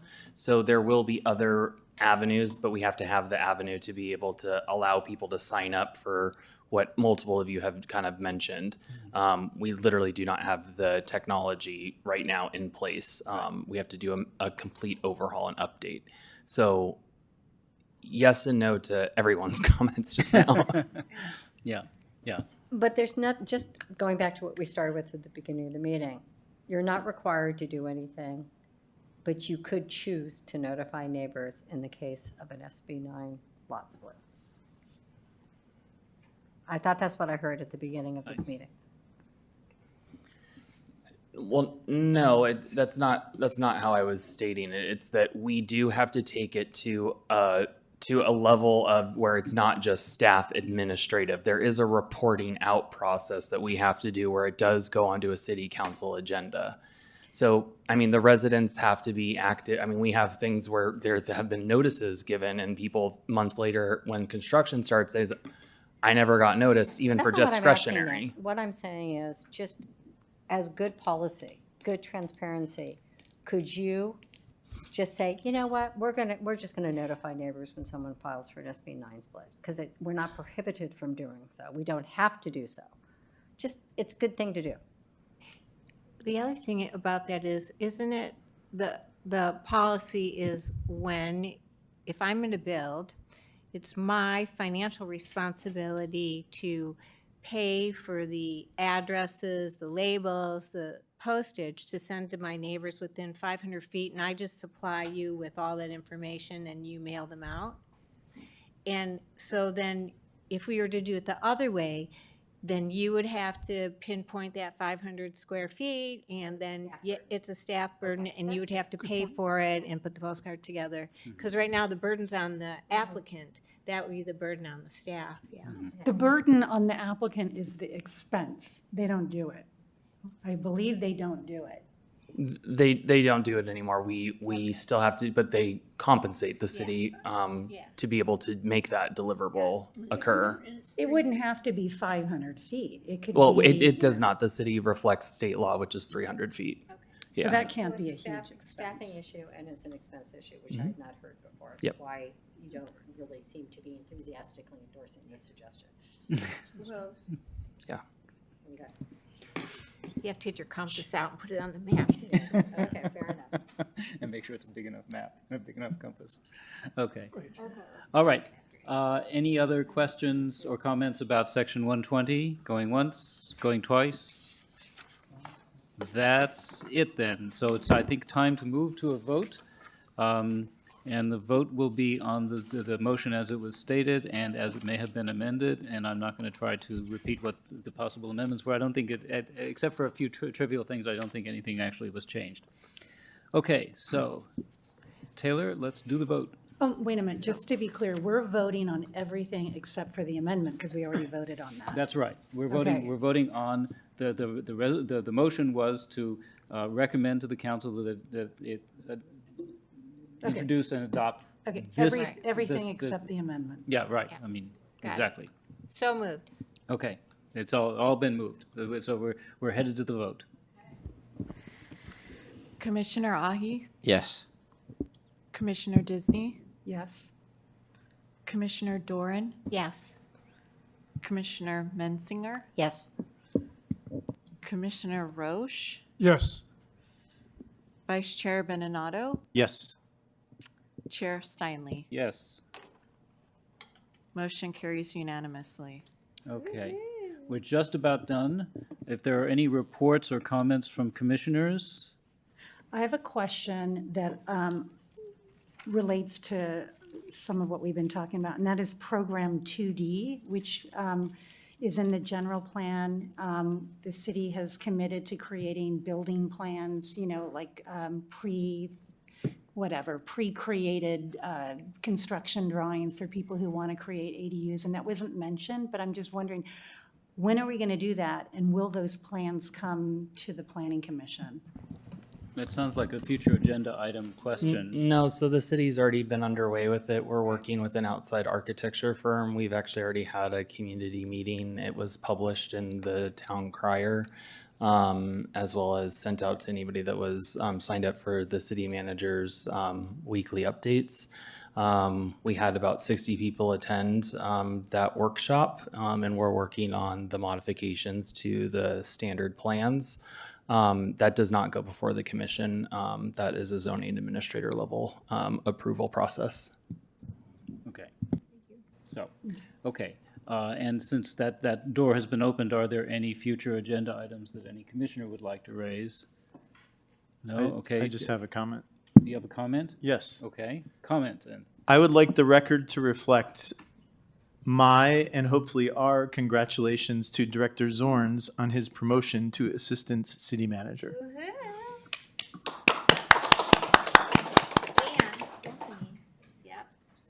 And Stephanie Stephanie. Thank you. stepping up. Stephanie stepping up. And eventually, Nick, you're going to reach your level of incompetence, but not yet. Anyway, yeah.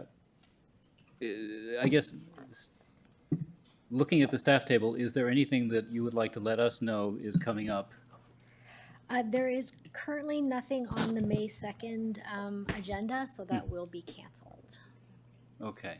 But I think you can probably anticipate some more housing element implementation items. Yeah, okay. We're getting good at that. Is there a summer window when we're definitely not having meetings? July. All of July? Okay, perfect. Okay. Okay, then we're done. Shelley's going home.